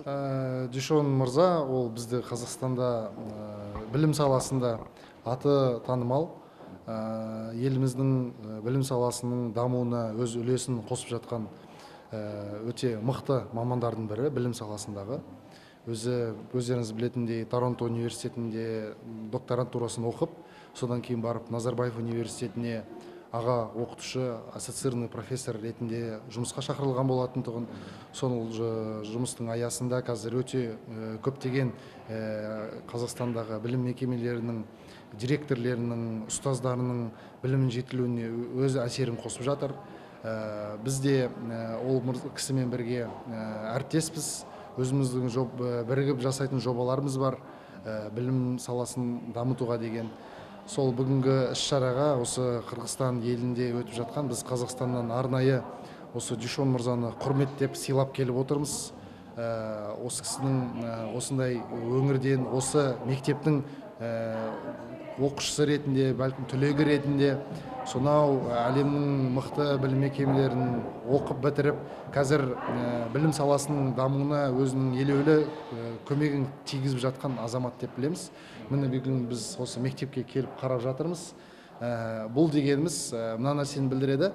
Мектептің дуалдарының, ғимаратының әдемілігіне байланысты емес көп нәрсе. Ол ең біріншіден сол мектептегі ұстаздарға байланысты, мектеп басшылығына байланысты және оқушының өзінің ынтасына бағанағыдай байланысты деп білеміз. Дүйшөн мырза осындай қарапайым ауылдағы мектепте бітіруіне қарамастан қазір халықаралық деңгейде жұмыс жасайтын маманға айналып отыр. Бұл дегеніміз осы мектептің оқушыларымен бағана тамаша бір кездесу өтті, әсерлі. Оларға да дағы стимул болатын бір жұмыс деп ойлаймын. Сол себептен біз осындай Дүйшөн мырза сияқты Қырғыз елінің азаматтары, тумаларымен қазақ елі бір бағанағыдай жұрттас, аға бауырлас ел ретінде ынтымақтастықтың ары қарай дами беруін қалап, сондай ниетпен келіп отырмыз. Қырғыз елінде, Қырғызда саясатта, ұлттық білім беруді, же болмаса башқа тармақтарда чоң мындай деңгээлдерге жеткен адамдар көп. Бирок илимде, билимде ушу Дүйшөн агай мен оюмча эгерде бир рейтинг жүрсө, топ 10го кирген кыргыздардын бириси болушу мүмкүн. Себеби дүйнөдөгү эң мыкты университеттердин бирин бүтүрүп, азыр баарыбыз эле чет элге чыксак, жөнөкөй агай же мистер дешип калат. Бирок Дүйшөн агайды дүйнө жүзүндө атынан айтпастан профессор деп кайрылышат. Ошондуктан бул чоң сыймык. Агайды 50 жылдыгы менен куттуктайбыз. Азыр дүйнөдөгү мыкты билим берүүдө жаңылыктар, инновациялар болуп атат. Эмоционалдуу, интеллект, креативдүүлүк, комплексный проблема чечүү деген мазмундагы дүйнөлүк адамдарды даярдашып атат да. Ошол Дүйшөн агайыбыз ошол нерсенин артынан жүрүп, чоң Кыргызстан үчүн миссияны аткарып атат. Дүйнөдөгү болуп аткан жаңылыктарды, инновацияларды Кыргызстанга трансформация кылып атат. Ошо Астанадагы Назарбаев университетинде туруп. Ошондуктан агайга узун өмүр тилейбиз. Мына бүгүн жакшы конференция өтүп атат, конференцияга ийгилик каалайбыз. Мен Дүйшөн Шаматов менен 2008 жылы Тажикстанда Агахан фондунда иштеп жүргөндө таанышканмын. Ошол кезде экөөбүз эки кыргыз болуп калган эсебинен таанышып, ошондон баштап биринчи таанышуубуз өтө мындай кызык атмосферада өткөн. себеп деген ал жакка барып Агахан фондунда аудит болуп кыргыздарга карап, анан ошол жакта кыргыздардын укугун коргоп, ошол жакта мыкты жүргөн агайды көрүп, ошондон аябай тамшанып таанып калдым. Андан кийин өзүмдүн илимий жетекчим да болуп жүрдү. Андан кийин өзүмдүн өкүл атам болуп калды. Жашоодо берген багыттары, жашоодо берген кеңештери аябай пайдалуу болду. Мен ушул даражама жетип, ушул чоң иштерге иштеп, илимий даража жеткениме чоң салымдарын кошту. Бул жөн эле бир эле илимий сапат эмес, манагыдай профессионалдык же кесиптик, бул чыныгы адамдык сапаттарымы, жөнөкөйлүгү, адамгерчилик сапаттары менен бизге жана биздин үй-бүлөгө берген салым өтө чоң болду. 50 жылдык мааракеси менен чын жүрөктөн куттуктайм. Шаматов Дүйшөн Алиевич жөнүндө айтайын деген сөзүм абдан көп. Себеби Дүйшөндү мен 5-классынан 11-класска чейин чет тил сабагынан англис тилин бергенмин. Ошол англис тилге окутканым текке кетпептир. Бул балабыз бизди жолдоп чет тилдер факультетин бүтүп, жогорку окуу жайларында иштеп жатат. Канададагы Торонто шаарында болду, Пакистанда болду. Азыркы күндө Казакстанда Астана шаарында Назарбаев атындагы университетте эң алдыңкы мугалимдерден болуп иштеп жатат. Бул Дүйшөн Алиевич менен биз сыймыктанабыз. Бул жөнөкөй үй-бүлөдөн, жумушчунун үй-бүлөсүнөн чоңойгон бала. Себеби мен аны кошунасы болчумун. Биз өзү чоңойткон балабыз, ошо айылдагы топуракты, отуз адырдын топурактарын кечип чоңойгон бала эле. Бул жөнөкөй үй-бүлөдөн ушундай жигит чыкканына биз сыймыктанабыз. Дүйшөн Алиевич Казакстанда иштеп, чындыгында ал өзүнүн атын чыгарбастан биздин Кара Суу районунун 30 адыр айылын ушу Крупская Жаманкулов мектебиндагы атын чыгарып атат десем болот. Кыргызстан эмес, бүткүл Орто Азия өлкөсүндө деле ошо Дүйшөн жөнүндө биздин атыбызды чыгарып атат. Ушул Дүйшөнгө эмнени каалайм, ийгилик каалайм. Анан дагы бүгүнкү күндө ал 50 жашка чыгып атыптыр. Кутман курагы менен куттуктаймын. Дүйшөн бул 50 жаш курагын чоң бир ресторандарда өткөрсө болот эле. Бул андай кылбады, башкача традициялык эмес, сонун юбилей өткөрүп атат. Өзү окуган мектепте ушу өзүнүн кесиптештери, өзүнүн окуучулары, агайлары, өзү менен жүргөн окумуштуу агайларды чакырып, сонун конференция өтүп берип жатат. Бул бир жакшы самалыктын бири деп айтсам болот. Акча кетирип, союш союлуп, кийит кийбестен эң сонун китептерди белекке берип атышат. Ата-энелер менен жолугушуп, окуучулар менен жолугушуп, билим дегендин эң билим алуу жогорку деңгээлде болушун ушу ата-энелер менен окуучулар менен сүйлөшүп, эң сонун конференция өткөрүп атат. Бул балага дагы ийгилик каалайм. Кыргызстанда ушундай балдар көбөйө берсин. Ишиң ийгиликтүү болсун. Улум садаган кетейин. Дүйшөн жөнүндө жакшы нерселерди айткым келет. Мен ошо биринчи анда ОГП эле өзүм филфакты бүткөм, орус тили адабияты сабагы боюнча. Жаңы бүтүп келип, биринчи ушу өзүм ушул жерде 10 жыл окуп келген мектебиме кайрылып келгем. Биринчи эмгек жолум ушул мектептен баштагам. Анан келгенде эле биринчи класс жетекчилик кылып ушу Дүйшөн окуган классты 5-Д класс эле ушул класс мага тапшырылган. Ошону мен бүтүрдүм аягына чейин. Анан Дүйшөн жөнүндө аябай көп жакшы сөздөр айтылды. Мен бардыгына кошулам. Ошо Дүйшөн кичине кезинен эле ушундай адептүү, сабакка ынтызар, токтоо мүнөздө. Бая видеодо да айтты, бирок ыр зоокторго кичине жоңураак бала эле. Мен ошо ыр зооктон да Дүйшөндү ырдаткым келчү эле, бийлетким келчү эле, бирок ушундай оор басырыктуу бала эле. Бирок бардык сабактардан ушундай эң жакшы балалар окуган жакшы бала эле да. Мен эми, конечно, өзүм ушул мектепти бүткөм, өзүм 30 адырлыкмын, эми турмуш экен. Кийин Алай районуна кетип, азыр толуктарда ошо сабак берип жүрөм, азыр деле иштейм. Анан ошо Дүйшөнгө эмне демекмин эми, ошо Дүйшөнүн алтын башы аман болсун, дайыма бар болсун, жашоодо ишинде чоң бийиктиктерди багынтып жүрө берсин, чоң ийгиликтерге жетишсин ушул окуучум. Алдыда дагы көп ийгиликтер күтүп турат. Мен ишенем, Дүйшөн келечектеги министр болот, келечектеги депутат болот деп дагы эле көп үмүт кылам Дүйшөндөн. Ошо Дүйшөндү бар бол дейм. Тууган уругу, бала чакасы менен жакшы турмушта жашап, ошо ийгиликтерди багындыра берсин. Мен ушу Дүйшөнгө ошо ак ниетимен ушул каалоолорду айткым келет. Негизи Дүйшөн Шаматов илим поз катары бөтөн эл, бөтөн жерде өзүнүн чет өлкөлөрдөн алган билим тажрыйбасын элге журтка арнап жүргөн улуу бир адис катары башкалардан айырмаланып, илимий практикалык конференцияны жергиликтүү аймакка өткөрүү менен ата энелердин дагы мектеп окуучуларынын дагы жана айылдык мугалим кесиптештерибиздин дагы бир топ ой өрүшүн кеңейте алды деп жакшы жагын белгилегибиз келет. Ошону менен катар эле башка дагы ушул сыяктуу демилгелер мындан ары уланса экен деген тилектебиз. Анткени дайыма конференциялар кайсыдыр бир бийик тема коюлган менен ал кайсыдыр бир топтун гана тегерегинде калып кетип, жана андан ары уланбай калышы менен өкүнүчтүү жагы болот. Болбосо Кыргызстанда далай жакшы жумуштар аткарылат. Бирок ал жайылтылуу жагынан бир аз артта калат. Ошол жагынан алганда Шаматовдун бул маарекелик иш-чарасы абдан үлгүлүү болду. Ал тургай ушул иш-чара үчүн, ушул дем алыш күндөргө карабастан бир гана ушул иш-чарага атайын Бишкек шаарынан, Казакстандан жана башка жактардан келген коноктордун дагы бул маанилүү маселе канчалык деңгээлде коомго зарыл экендигин көрсөтүп туруу деген бар. Бүгүнкү 5 январь 2019 жылы ушул Мамат Медет Жаманкулов атындагы орто мектепте биздин айылдын кулуну Дүйшөн Шаматовдун 50 жылдыгына арналган кече өтүп жатат. Бул кече мугалимдерге, ата энелерге, окуучуларга аябай жемиштүү болуп жатат деп эсептейбиз. Себеби бизде Капыр Мадаминов, Асылбек Жоданбеков деген улуу педагогдор келип сабак өтүүдө, лекцияларды берүүдө биз аябай кубанычтабыз. Мындай кече болгон эмес, бул биринчи өтүлүп аткан кече деп эсептейм. Жана агайга ийгиликтерди каалайм. Мына бүгүн бизде 30 айыл өкмөтүндө эң жакшы иш-чара болуп жатат. Иш-чаранын негизги багыты билим берүү, балдардын быйыл ушул окуу жылында заманбап окутуу методикасын үйрөтүү үчүн биздин 30 айыл өкмөтүнүн тургуну Шаматов Дүйшөн Алиевич бүгүн жөнөкөй гана конференция өтпөй, илимий практикалык конференция өтүп жатат да.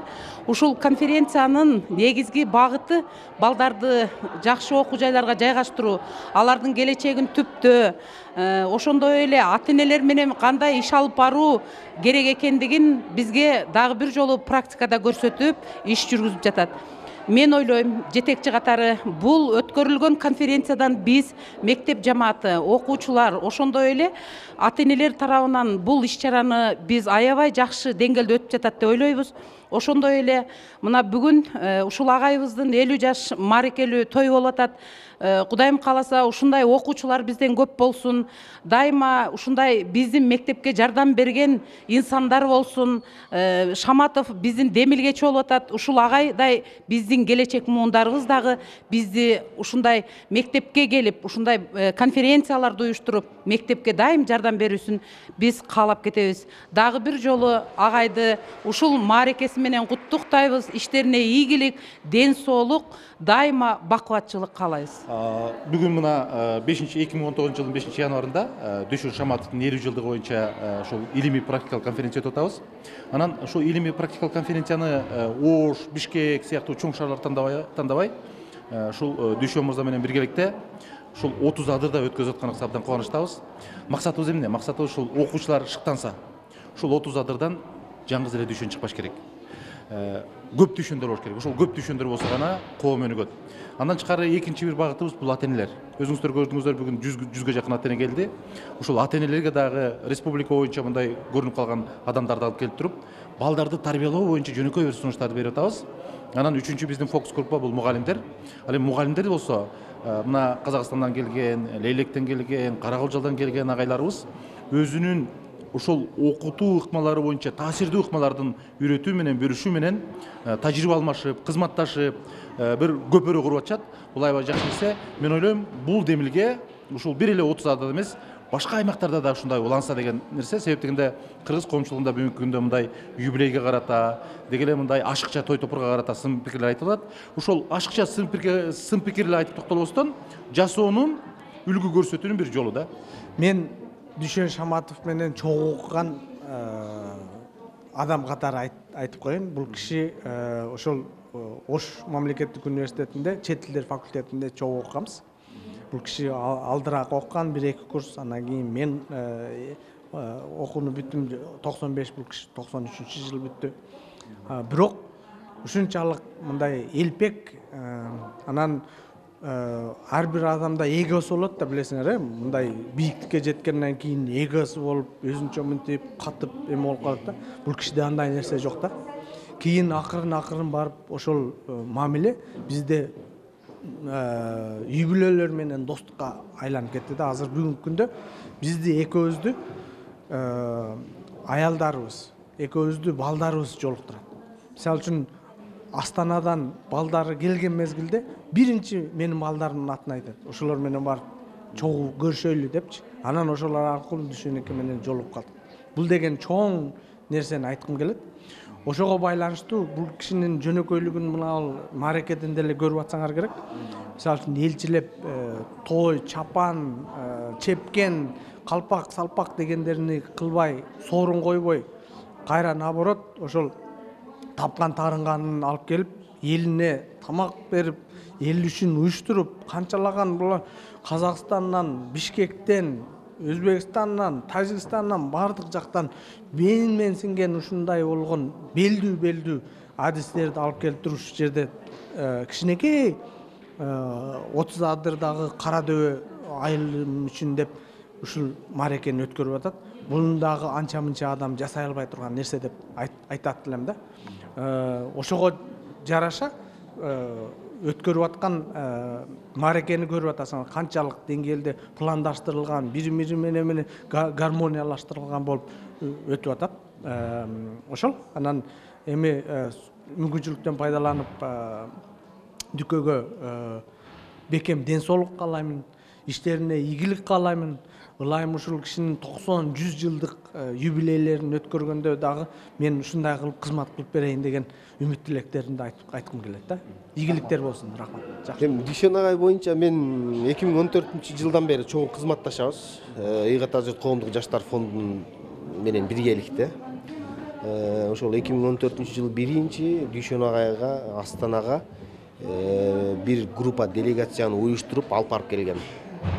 Ошондон бери чогуу кызматташып, эми бүгүнкү өткөргөн иш чарасы бул албетте азыр Кыргызстанда эң бир мындай стимул боло турган, үлгү боло турган чоң бир иш чара болду деп эсептейм. Анан Дүйшөн агайдын дагы бир айта турчу нерсеси бул бир гана Кыргызстанга эмес, бүткүл дүйнө жүзүнө билим берүү системасына кошкон салымы өтө чоң. Бүгүн ушул жерге ушунча ата-эне, ушунча мектеп окуучусу, мектептин мугалимдери келип, теория жагынан эмес, практикалык жактан өздөрүнө сабак болуучу, эртең өздөрүнүн мектебине барып, ушул нерсени башкаларга жеткире тургандай деңгээлде бир семинарлар болду деп ойлоймун. Ал эми ата-энелер үчүн дагы бала менен ата-эненин ортосундагы мугалим менен ата-эненин ортосундагы мамилелерди чыңдоо жагынан бүгүнкү ошол Дүйшөн агайдын 50 жылдыгына арналган конференция бул жакшы бир чоң бир аянтчаны түзүп, дагы да бул нерсени алдыга жылдырганга Дүйшөн агай өзүнчө бир салым кошту.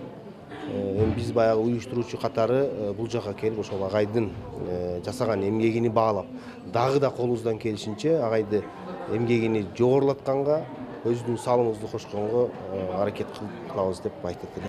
Эми бул идея албетте эми той маарек өткөзүп, ресторанда өткөзүш деле ал деле өзүнчө өткөзсө болот. Аны буюрса, андай нерселерди буюрса дагы кийинки юбилейде өткөзөрбүз. Ал дагы балким ошо туугандар менен чогуу белгилеп койгон ал деле керектир.